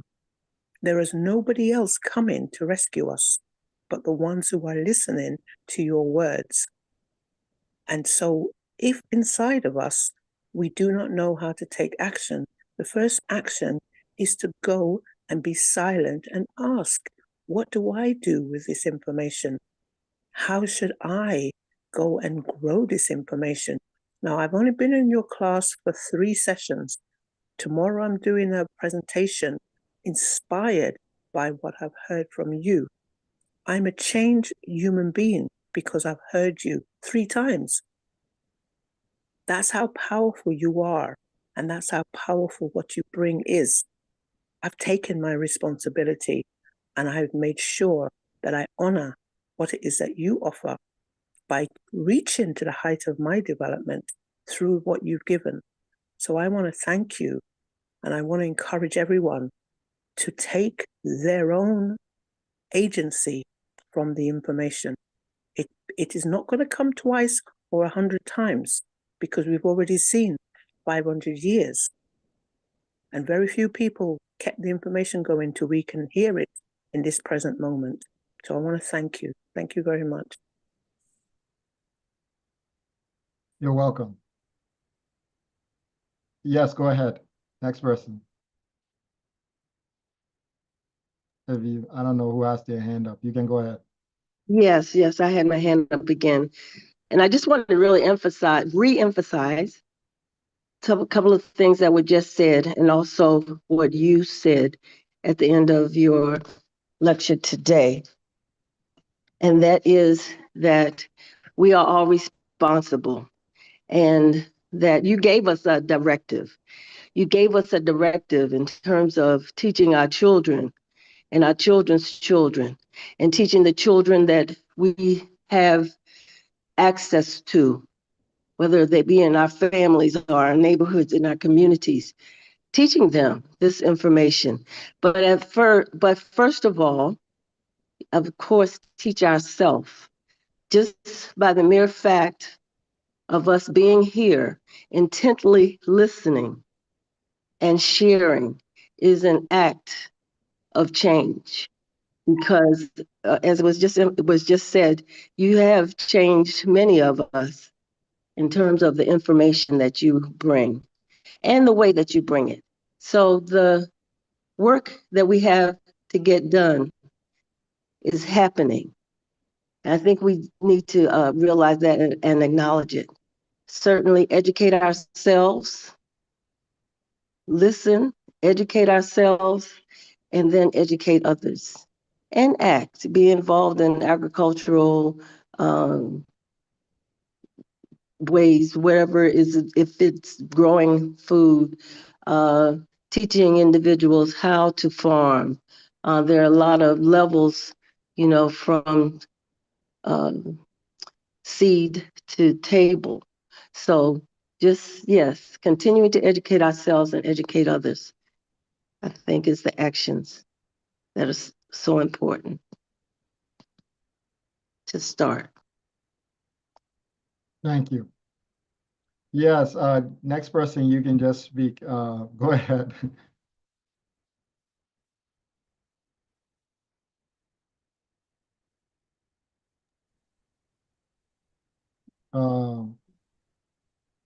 Mphunzisi, let me just say this. What my sisters have said is very important because these are bespoke messages. So if we're talking about agriculture in Africa, we're really now talking about this new terminology, which is genetically modified organisms. It never existed before. And we're talking about the organic agriculture which our ancestors had. Now, the ordinary human being, we don't have the capacity to stand up as a nation or a country to impact on the United Nations, the World Health Organizations, which we do not want anyway. So what do we do as the first sister said, to say, okay, we have heard the message, what do we do? So in our own capacity, we need to educate the people for mindset change. Many of them do not even know what is GMO. They don't know what's killing them. In Zambia, a few months ago, they found that the staple food with the mealie meal had a high concentration of the aflatoxins. It was killing people. Zambia was one of the lowest cancer rate countries in the world. Within a relatively short time, we're one of the highest. It's attributed to the food we eat. Sustainable agriculture. We do not want the white commercial farmers who dominate agriculture. I've learned, as we have all learned today, that when they entered agriculture, they didn't even know about agriculture. They were managers. So this genetically modified food is killing us. It is. So what do we do as normal human beings? We really need to lobby as normal human beings and get the message across. Let us not think that we are voiceless. The little we can do will make an impact. This is my contribution. Thank you. Thank you. Yeah, go ahead, next person. Yes, hello. My name is Joseph Oriang. I'm from Uganda. One of the things in Uganda is that traditionally we had a wide variety of foodstuffs that were consumed. Today, what shocks me is to see that, if I'm not mistaken, wheat flour, I think, is now the biggest the main imported food product in Uganda, wheat flour. Wheat flour is beginning to take over. Is beginning to let's say play a very big role in the culinary culture of Uganda right now. And so I can see clearly what you're talking about, that we have been taught, or rather conditioned, to eat what we don't grow, and then to grow what we don't eat. Now, Uganda also grows a lot of maize flour, but if you actually go into it, maize is also a foreign crop. It's not actually one of our traditional crops. It's a foreign foodstuff, you know, and we produce a lot of it. And I heard my sister, the Queen from Zambia, talking about how, well, I know that in countries like Zambia, mealie meal, which is a derivative of maize, is now the main food crop. Yeah. Now, you see, the dilemma we have is the economic climate that we are now operating in. And the big question is going to be, what do we do next? How are we going to get out of this quagmire? I must say, despite, or rather, in spite of what we could perceive as the negatives of the current American regime, I think at the same time, Trumpism is bring out everything in the open, and it's forcing us to begin to look into ourselves and to begin to question what we are doing, why we're doing it, why is it that all along we have been pandering to the interests of the Western world, and not focusing, really thinking hard on our own interests. And I think really the onus is going to be on our own leaders, or rather we as a people, you know, to really find a way out of this quagmire, because it's easier said than done. I honestly, I wouldn't envy a national leader in Africa today, because it's actually quite a big challenge. And I think one of the things we should be doing is also looking at what is the way out of this quagmire, because what you've explained, sir, is definitely truth, and it's we've really been enlightened in the process. But now, what's the way forward, given the current realities? Thank you very much. Thank you. I'll speak to your questions here, but like everybody, you guys talk, and then when I'll answer your questions, the way forward, how we go forward. So the next person can talk. I'll write down your questions. Mwalimu, we appreciate your efforts, and it's knowledge which is very important for awakening the African consciousness. One thing I noted, one idea that you brought out during your presentation was the cash crop and tax relation, where they give the Africans were required to give the crops and then get the cash and then use the cash to pay the taxes.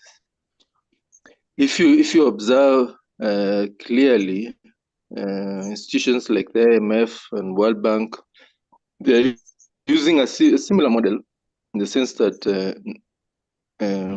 Africans are now required to use only European currency or American currency for international trade, and they can only obtain this currency from the Europeans. They cannot use our local currency, and then so it's basically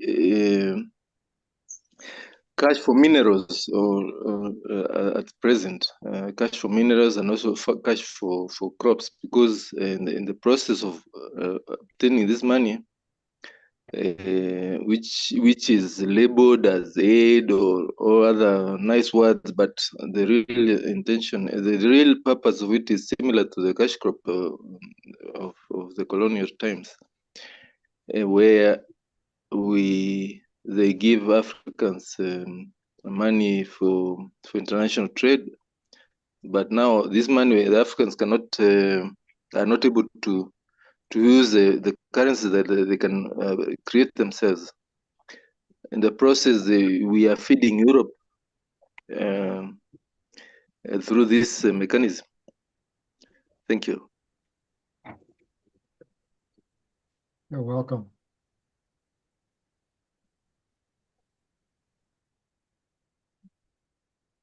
Yeah, next person, if you have any, if you want to contribute, that's fine. Yes, I'm Hilda Mlenga from Zambia. Yes, we've learned a lot on this program, and you open our eyes to in the areas we are working from. You've opened our eyes so that we can help others who don't have this knowledge. Hello, am I audible? Very audible, very audible. Yes. Okay. For me, I'm working in rural area where I'm working with indigenous people, in which we most of the time we make some meetings where we discuss on the development. We can find that a lot of the mistakes were done by these Europeans. I can take, for example, there's we call tribalism. Now, when you just follow what you are teaching, there is no tribalism. But these Europeans, they brought tribalism. What they were doing is, maybe they can go to northern.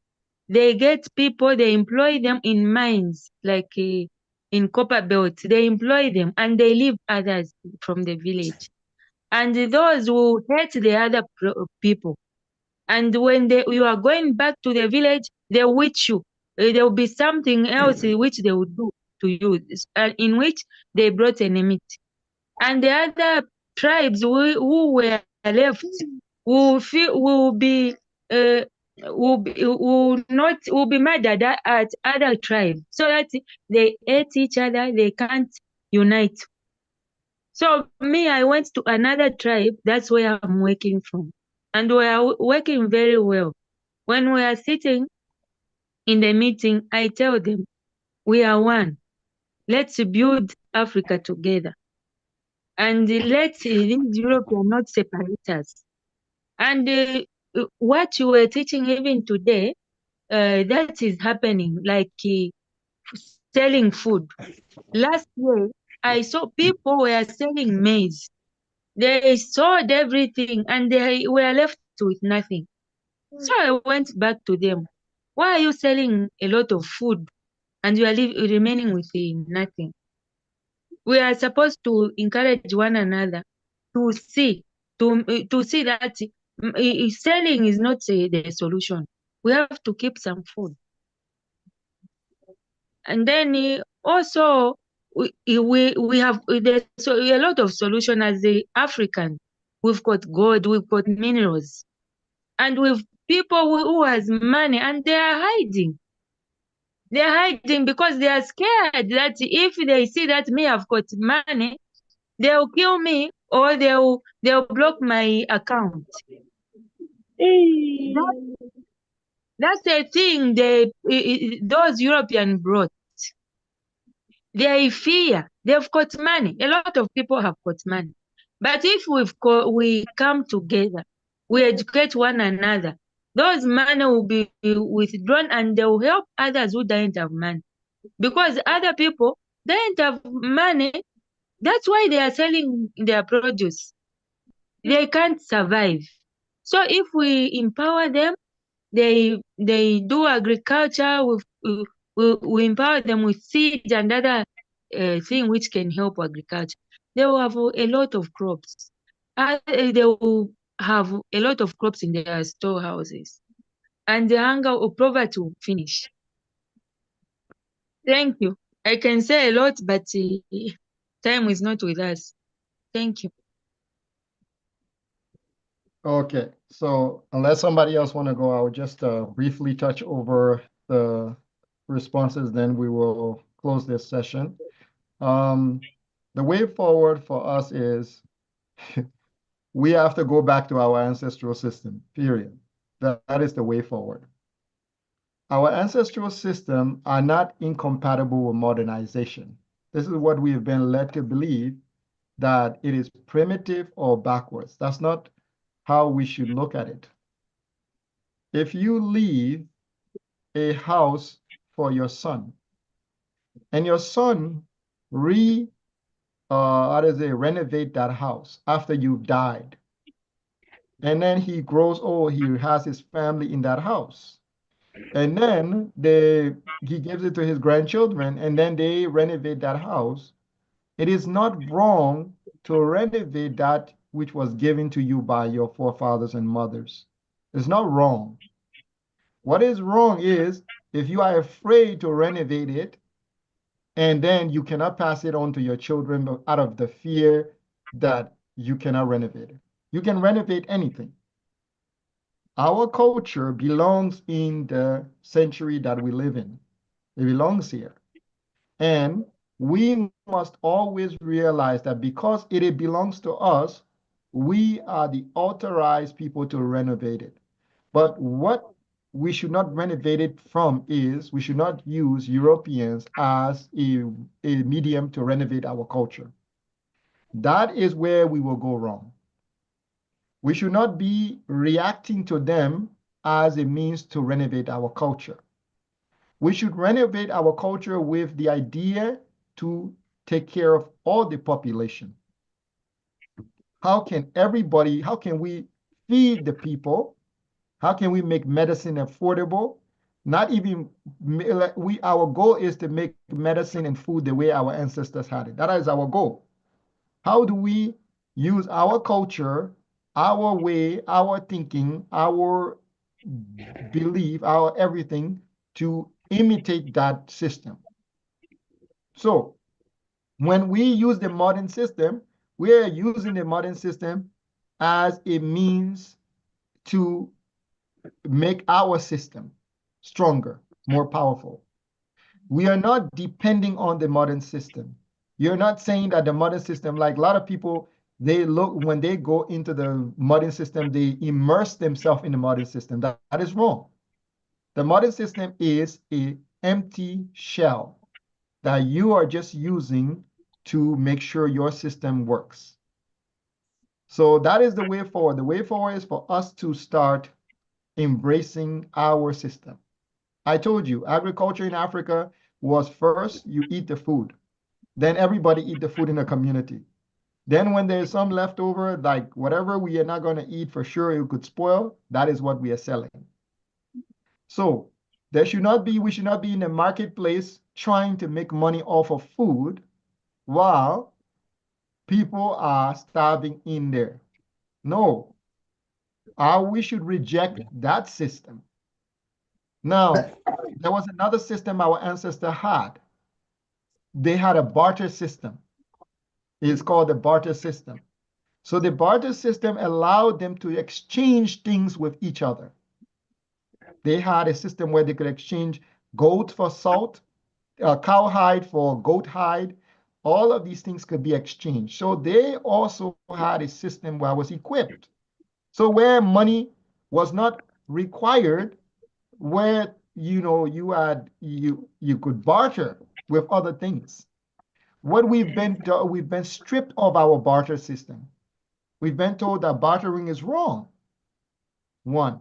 So we have to establish the barter system. We have to reestablish the mineral system. Minerals are part of our culture. They're part of we don't give the minerals away. We've become a people, we're giving away the minerals for money, as our brother mentioned earlier. We give away the minerals for money. Like our ancestors were giving away the agriculture so that they could get money to pay colonial tax. That is what we are becoming, we are doing as a people. Now we have to stop that. This foolishness should not go on to the next generation. So that is the way forward. The way forward is to go back to our culture. GMO in Africa.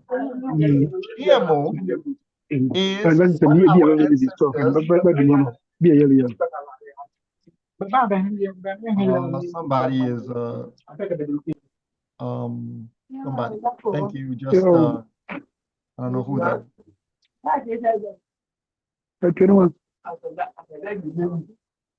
Someone please, whoever that is. Okay. All right. So GMO.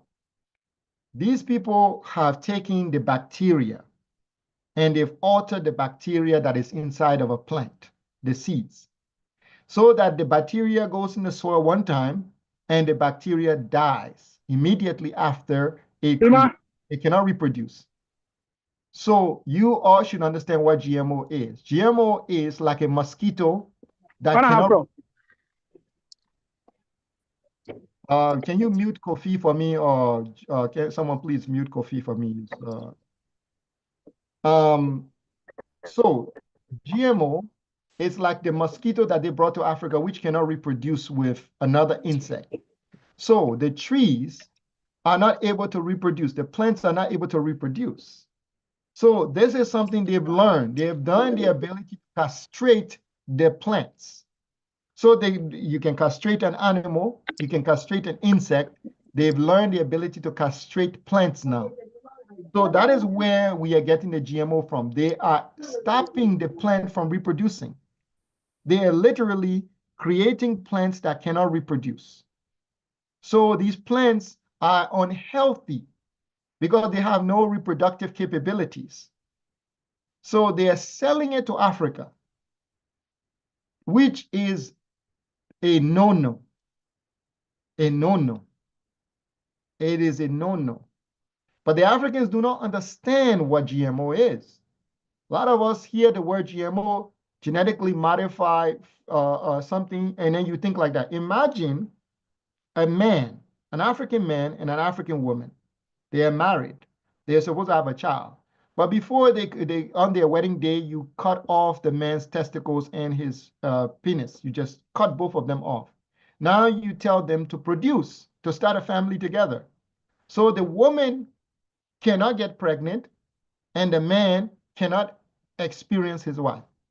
So they both grow old and they die. This is how GMO is. It's literally that. It's not able to connect with the soil. It's not able to, because it's a seed or a plant that has been castrated. That is what it is. So African, they should not embrace it.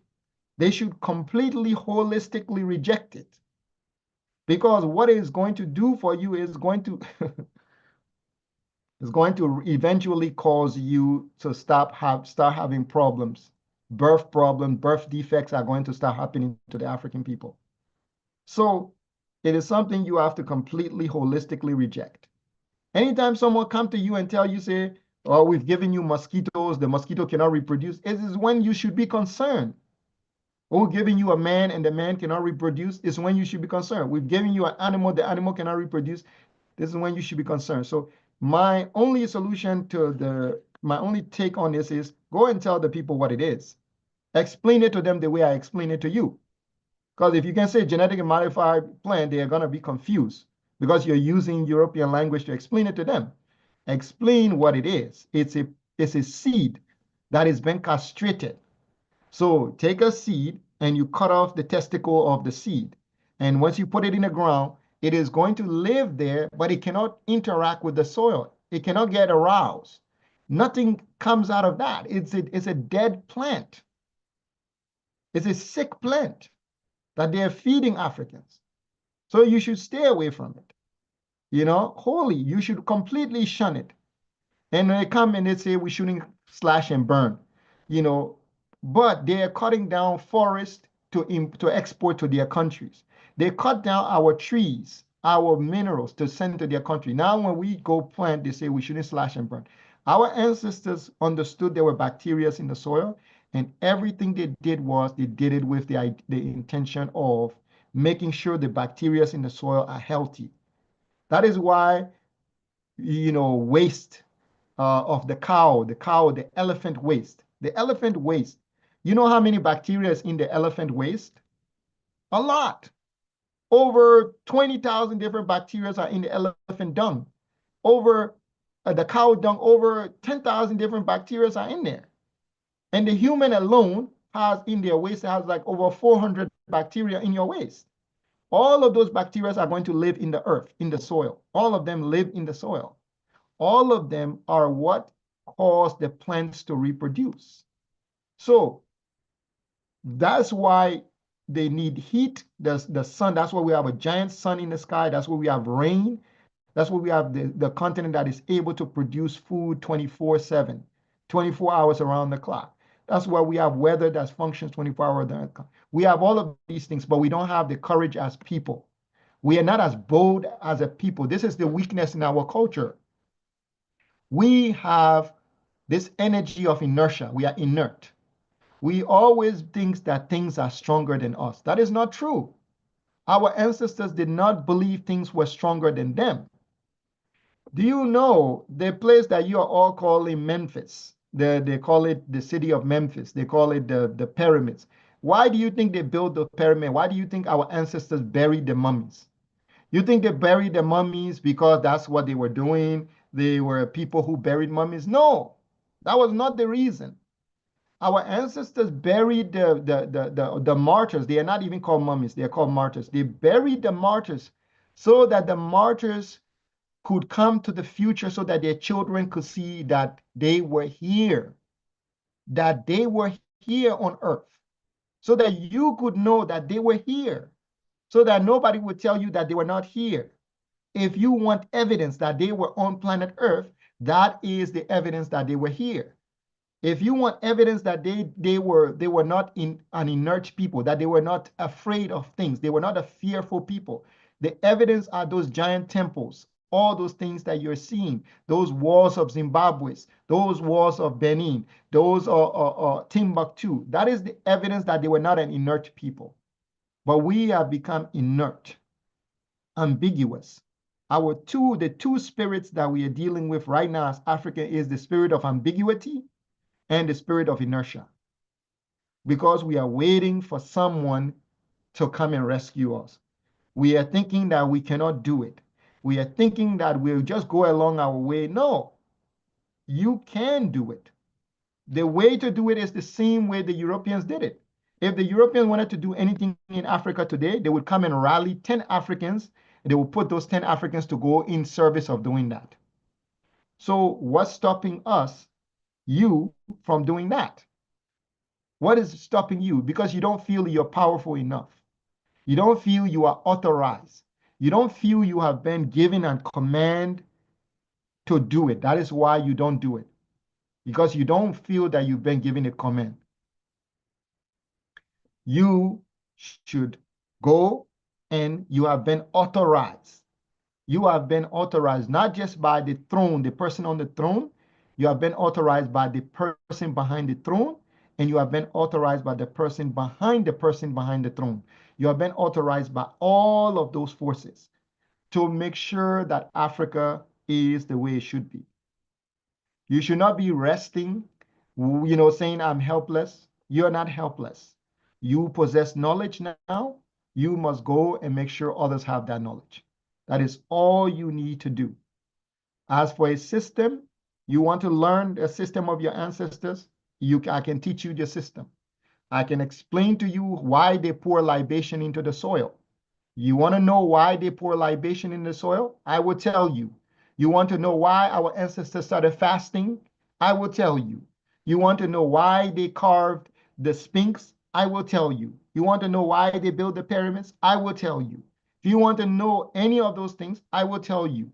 But you cannot be afraid of taking command of your continent. You have to stop. Nothing should stand in the way of taking your command. There's this thing we Africans do where people have misunderstood Ubuntu. In this, the understanding of Ubuntu was that we gave Ubuntu kindness or what's it called? We say I am because you are. We say I give you kind acts of kindness, etc., etc. That's not what Ubuntu is. You have not fully understand Ubuntu if you don't know what it is. And even we thought that because we have Ubuntu, we are Ubuntu people. When the Europeans came, we gave them Ubuntu. You are not supposed to give Ubuntu to a person that is evil. You are not supposed to give Ubuntu to a murderer or a rapist or someone who is malicious or malignant. You do not give Ubuntu to those type of people. You have to withhold it from them. Starve them of Ubuntu.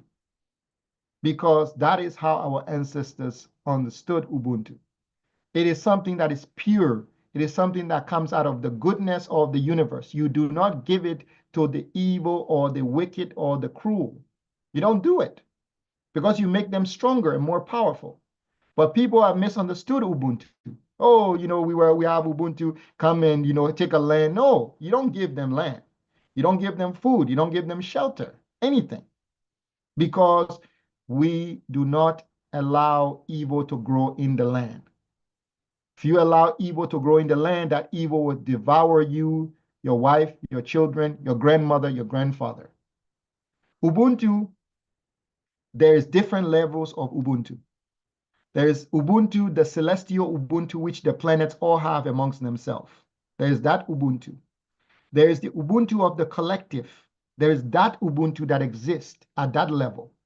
There is the Ubuntu of the society, which exists in the institutions. There is the Ubuntu of the communities or the ethnic groups, or what we call it, the ethnic group or the clan Ubuntu. The clan Ubuntu, there's the Ubuntu of the clan. There's the Ubuntu of the family. And then there's the Ubuntu of the individual. There are 5 levels of Ubuntu which exist. You have only been told of the Ubuntu which is I am because you are, the individual Ubuntu. That's what you have been taught. So there are many things in African culture which you have no understanding of, which you all have to learn. You have to enforce it. You have to force it back into your culture.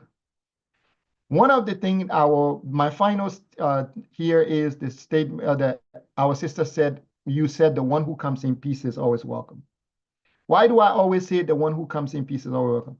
Europeans say there was a man called Imhotep, and his name, he who comes in peace. No. M means within. Hotep is the one who has peace within him. That's Imhotep, the one who has calm within himself. That's what Imhotep is, the one who has calm within himself.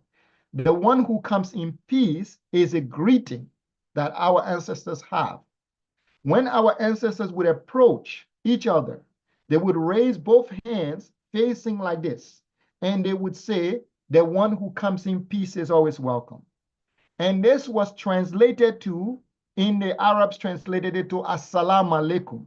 The Arabs eventually translated to Assalamu alaikum, right? And then the Jewish people translated to Shalom, right?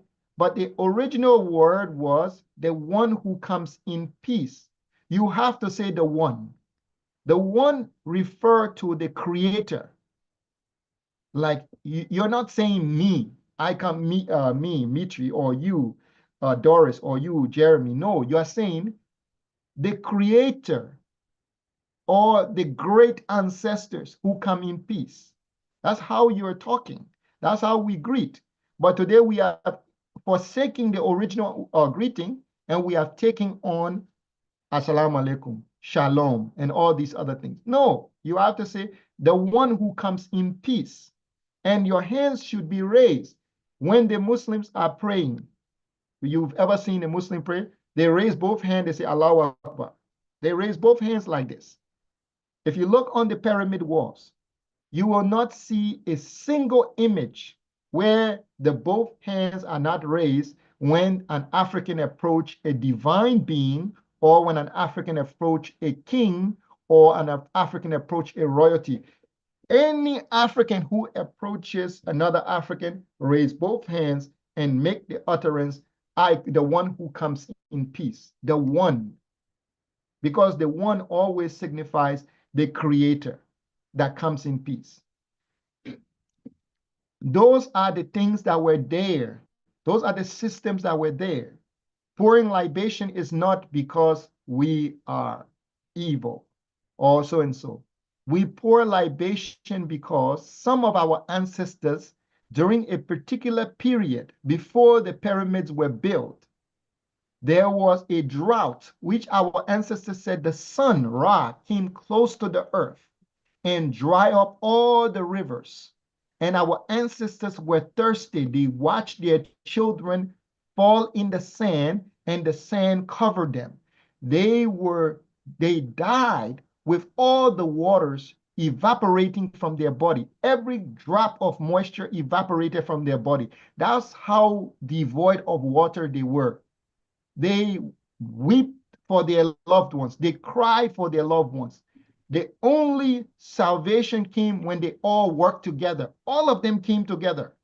And they went to the bottom of the earth, and they dug up the Nile. They bust open the rocks so that the Nile could flow again. And the Nile came and they had water. And the first thing they did was they took the water and they gave some to the dead people. The people who had been buried in the sand, who the sand went in their ears, their nose, their eyes, they were buried beneath the soil. When the water came, they died longing for thirst. Some of the children died crying.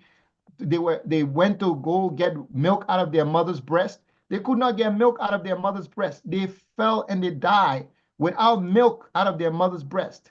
And when the water came, our ancestors came up with this system of pouring water on the earth to satiate the thirst of those people who died from thirst.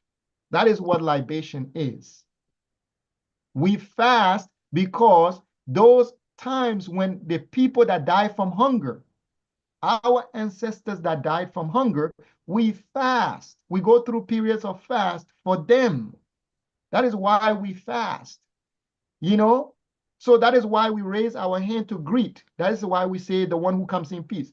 The Muslims say glory to Allah, but that is not what we say. We say the one who comes in peace.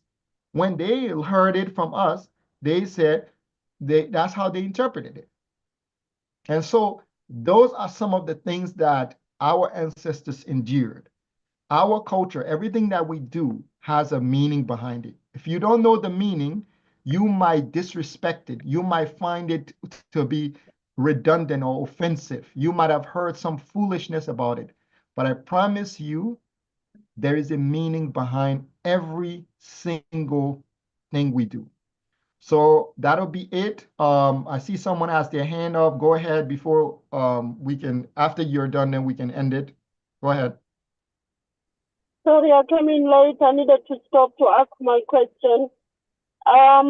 You were talking about seedless fruits or whatever. So when we live in the West, most of it has no seed. What choice do we have? And secondly, we had, what's his name? The COVID man. What's his name? The white guy. And that he's giving out chiclets to Africa. And I know wow.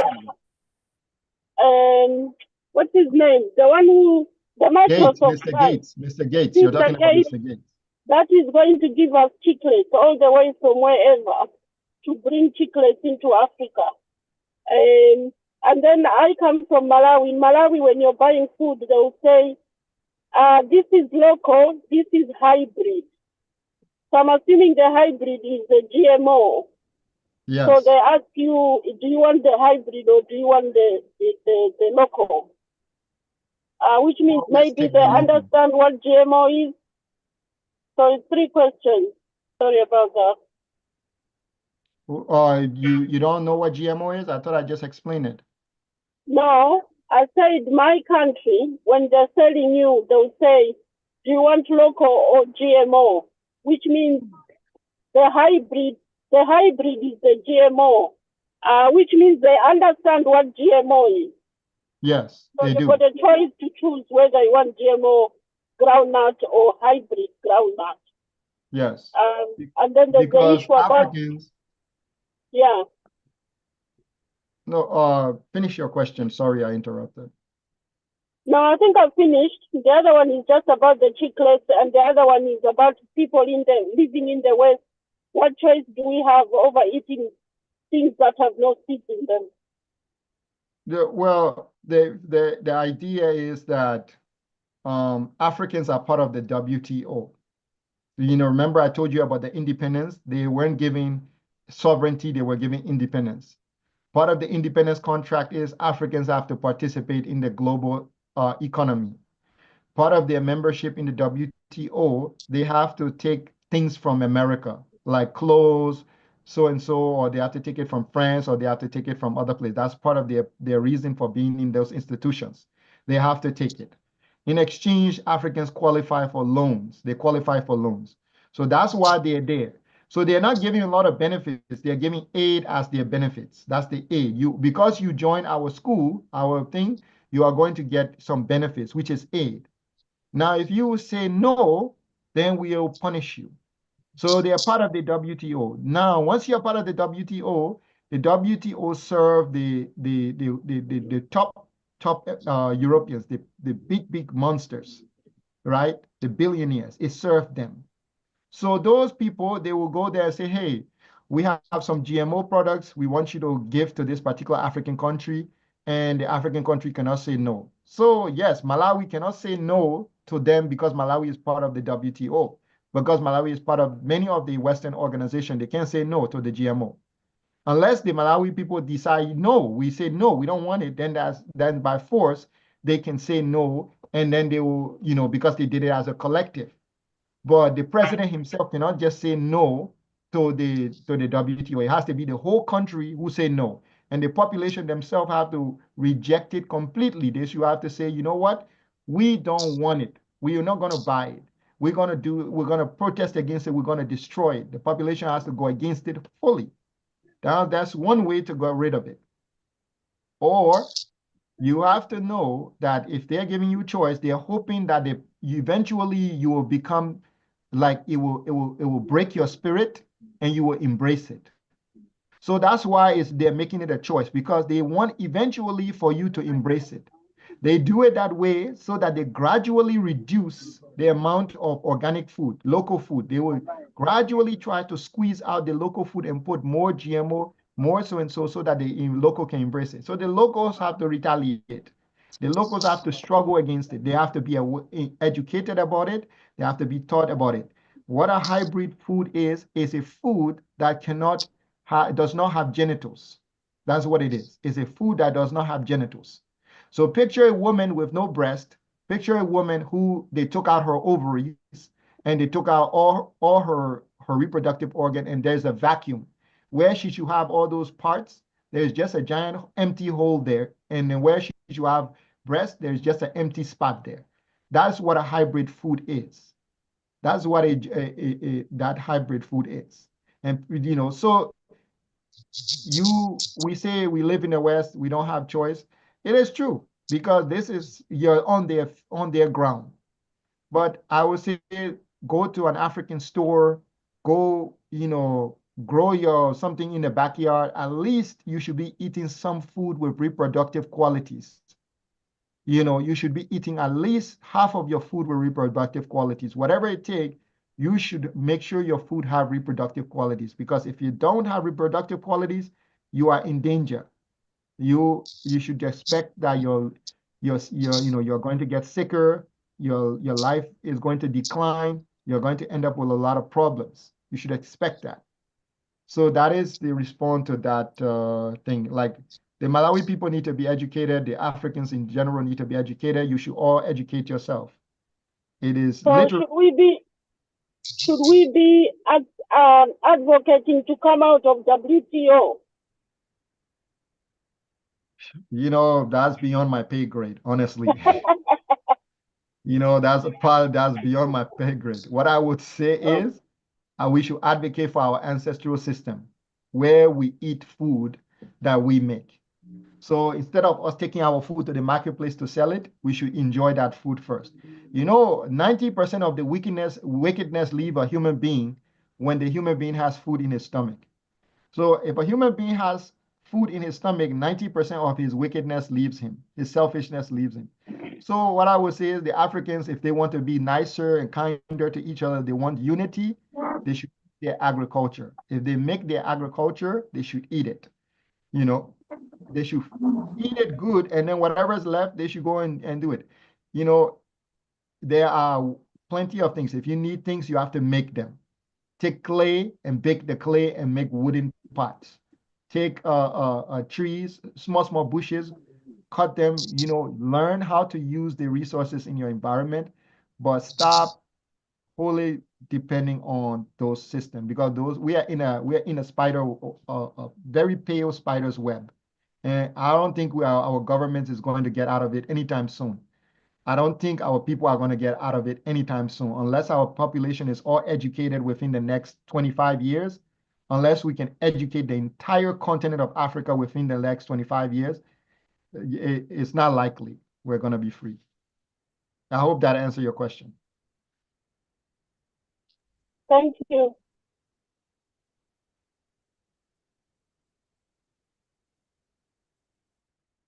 Freedom comes through liberation.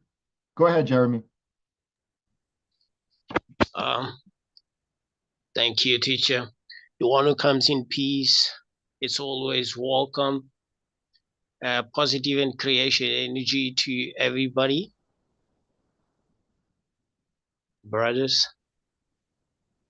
Well, I just wanted to, teacher wanted to testify on this lecture, which it's a powerful lecture that coincidentally it's coming after yesterday we had a meeting here at home. It was actually a program in a public television where people were discussing about health and food, basically. So I remember that I end up explaining that quite 90% or a little bit above 90% of the illness of diseases that we are forced to go to the hospital were created due to the food that we consume at a daily basis, because those foods were above 90% again processed. So processed means that it has been removed the capacity to feed the person at the factory, and then they give to the people to feed themselves. So it has no value at all. So we identify that that was the reason for the disease, and that was the reason for inclusively for the mental state of the African population all over the world. So it was quite an interesting debate where we, the people end up lying the same questions. Now that you know this, now that some of us know this, what we do from now on. So some answers, they came, Some think that we have no chance and that we have to continue as it is. But we end up agreeing that action is needed, looking particularly to my personal intervention in politics, and also in my personal project, that I end up adapting the whole teaching of organic African paradigm. We end up understanding that the organic African paradigm is the only way to move forward. And likely things are taking a very good shape here in the country.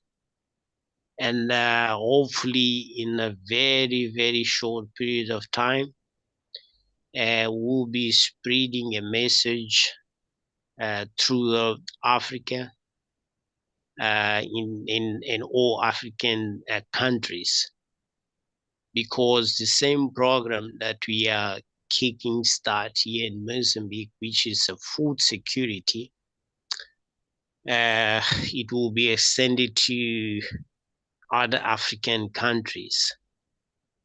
I worked it out in a list of most priority foodstuff that is needed in the country, and including replacement of some usual foods that we have, like vegetable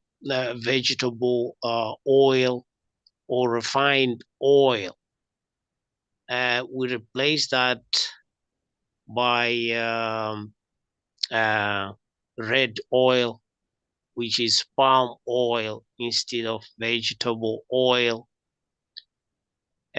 Some other food stuff, I replace it myself in order to introduce to the market.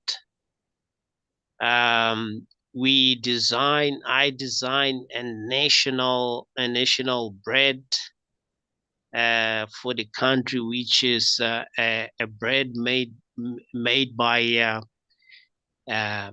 cassava and some other healthy grains that initially it's going to be imported mainly from Ethiopia, including phonium, and some other that are produced in East Africa. So the national bread will be taking all of these, including egg, and it's a nutritional bread actually to be served to the kids at school. So this is one of the projects that we are busy with here in Mozambique. So the project was seen by a South African vice minister in social development in South Africa. So 2 weeks ago, we were in a meeting in South Africa whereby he says that the fund that he was managing in South Africa for social development was no longer needed, and that fund will be passed to other countries that are in need. And this gentleman, it's a supporter of a kind of United States of Africa, which he doesn't support the borders or whatsoever. So the food security project, including bread and some other initiative that we'll be putting in a project, these are elements that for now we are putting ahead in order to contact every African country to launch this program. I hope to get enough funds to do that in each African country to secure that the people have enough food for them. Because some countries, they produce food, but they don't have capability to export these food stuff to other countries. So the project is to assist these countries or these producers to sell or to deliver their food stuff to other countries. So with the funds, I think that we'll be using that. And by using that, we'll be mapping all the populations in Africa that are in need of food security. And by doing that, also we'll be mapping the available land to produce food. And that land will be a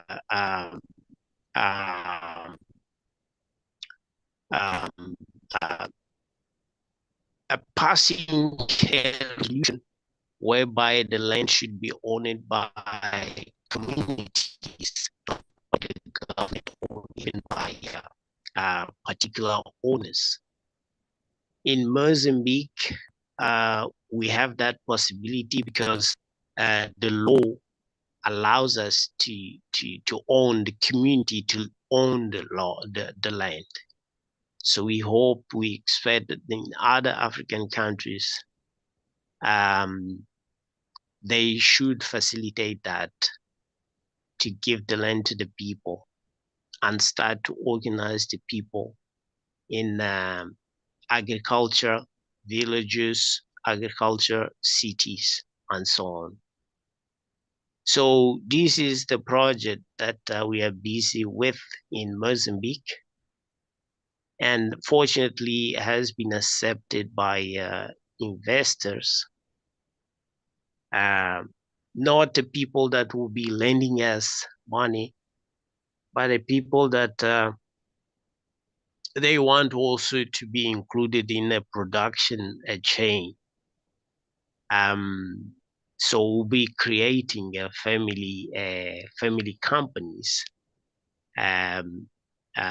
based on land to produce food and to build industries.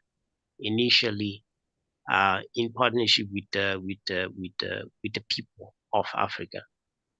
So I'm expect really that shortly we should be interacting more on this.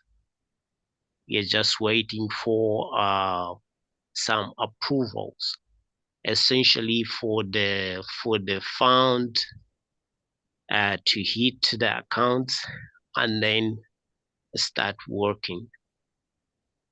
I want to thank you again for the lecture. It reinforced me the vision, and every day I'm 100% sure that this is the way that we have to take. Thank you very much, teacher, and thank you for the sisters and brothers here, for the support and for the encouragement to carry on. Thank you. You are Sorry, Brother Jeremy. Let us connect because we can work together. Congo, we have the land, we have the people to work it, so we can partner in that program. Thank you. Sure. We'll have to do that. We'll have to do that shortly, very shortly. We'll have to do that.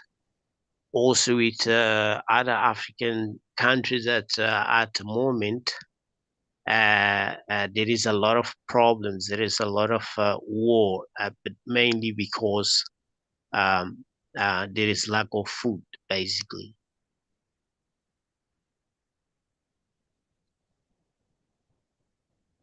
We will get Jeremy and everybody in contact. Everything Jeremy does, he updates us. So this is the solution right there, as he says. He started with his small group of people, and those group of people banded together, they pulled their strength together, and they put their ground, they stand their ground. They said So, that the teachings of the organic African paradigm is what we want to go by. The small group of people did that. And they went and they made their voice very strong when it comes to that. And people listen to them. You think that other Africans are not going to listen to you. You are wrong. When a person hears their ancestral knowledge, their ancestral truth, I give you my word. Because you are connected to this truth, because this truth is part of your bone, blood, and skin, I promise you, you will start feeling chills. You'll start feeling your hair vibrate. You'll start feeling strange things happening to you when you hear the ancestral system. And that is not just happening to you sitting here. It will happen to every African on the continent. All you have to do is be strong enough, bold enough to go to them, look them in the face, and talk to them and teach them and guide them so that they can be there. But you have to do what Jeremy did. Jeremy started with a group of people, and they raised their voice. They forced their voice to be heard. And so that's just the way we're going to go. You are all very equipped. Organic African Paradigm, I promise all of you here, if you take Organic African Paradigm with you, if you stood in front of the president of any African nation and you explain this, even that corruption in that president will start to shake. He will start thinking, something is not, why am I feeling this way? He will start feeling the voices of his father, his mother, his grandmother will start waking up inside of him. So don't be nervous. Don't be thinking there is no way. Our way is we do it the way Jeremy is doing it. All of us. We are all connected through this. Jeremy has never been alone. Since he started doing this, he contacts me all the time. And he tells me, teacher, this is what we are planning. This is what we are doing. And I listen, and I listen and I tell him, say, this is how our ancestors did it. This is the symbol our ancestors used. So he's not just doing it, he's coming to me and asking me, what did our ancestors use? What kind of symbol did our ancestor use? What type of thing did our ancestor use? When he asks me, I tell him he go back and he add it to the plan. He adds it to the plan. So that is what all of us should do. That is the plan. We take our ancestor with us as we go forward. Mr. Jara, go ahead. Sorry, I didn't see you there. Go ahead, Mr. Jara. Teacher, maybe before my brother proceed, I just wanted to testify what you're saying, because I had a meeting with the president last week. He wanted to understand the issue of fund that we are bringing to the country, and I went there. So he was insisting that the fund it's a loan. So I told him that no, it's not a loan. There is a new alignment in financial market in the whole world, because they feel that they are losing ground to other financial centers. So they're giving out money to Africa, essentially. So I also explained it to him that the way the money that should be used, because he was going to use the money, but the same way that he did with the funds coming from IMF. So I contradicted him, telling him that no, here we go by my design, the way I design it. You need to build new towns to the people, because the people need to be linked to agriculture, not anything. You cannot separate the people from agriculture.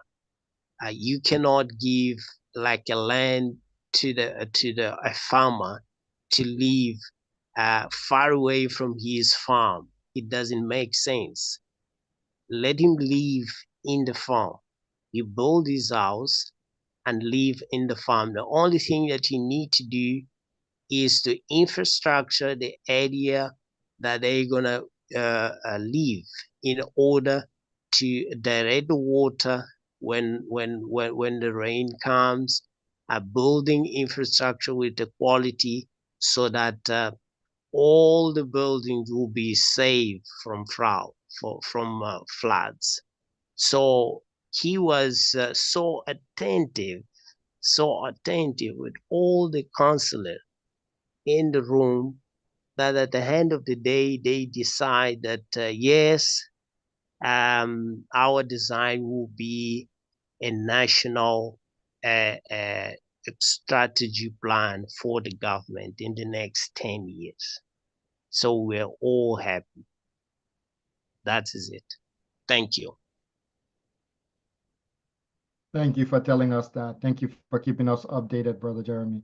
Mr. Jara Dembo, sorry if I mispronounced your name. You can unmute. I see your hand is up.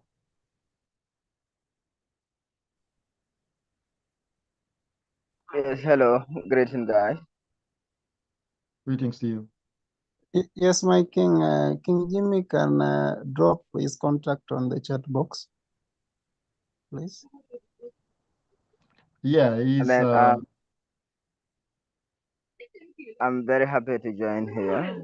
I was forwarded the link by one of my teacher, or rather my mentor, this evening here.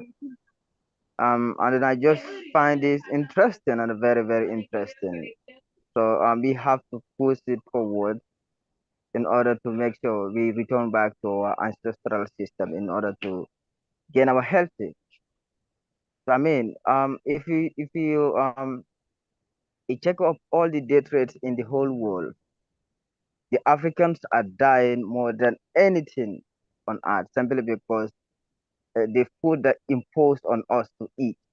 They most of believe those foods are the very quality food, whilst the quality ones we have in Africa here at our food door front, we left those foods and go and eat injected food, a portionless food to kill us. It's very sad.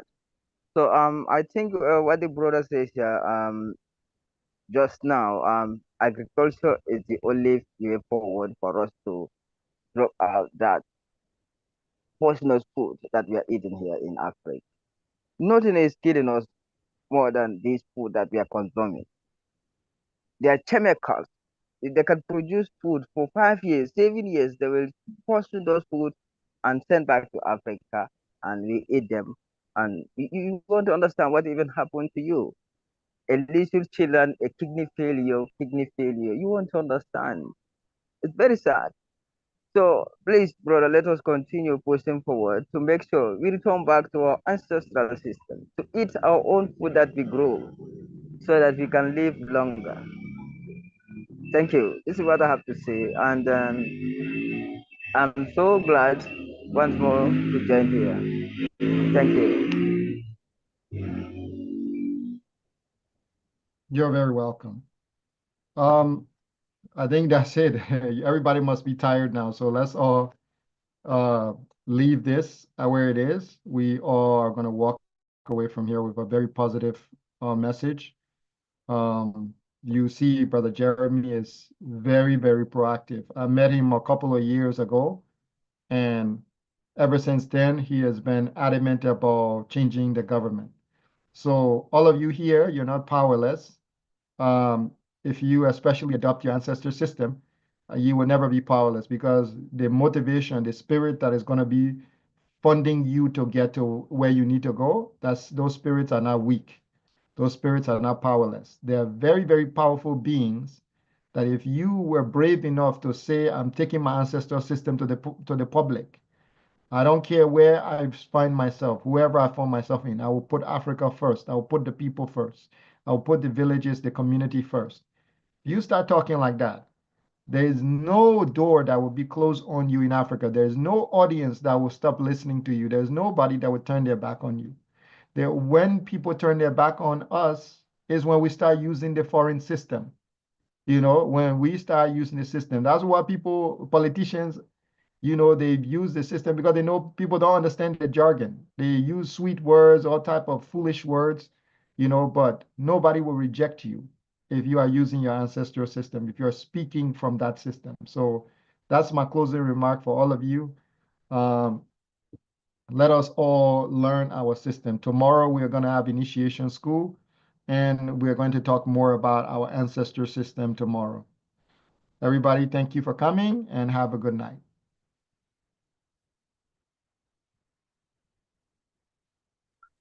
Thank you Thank very you much. very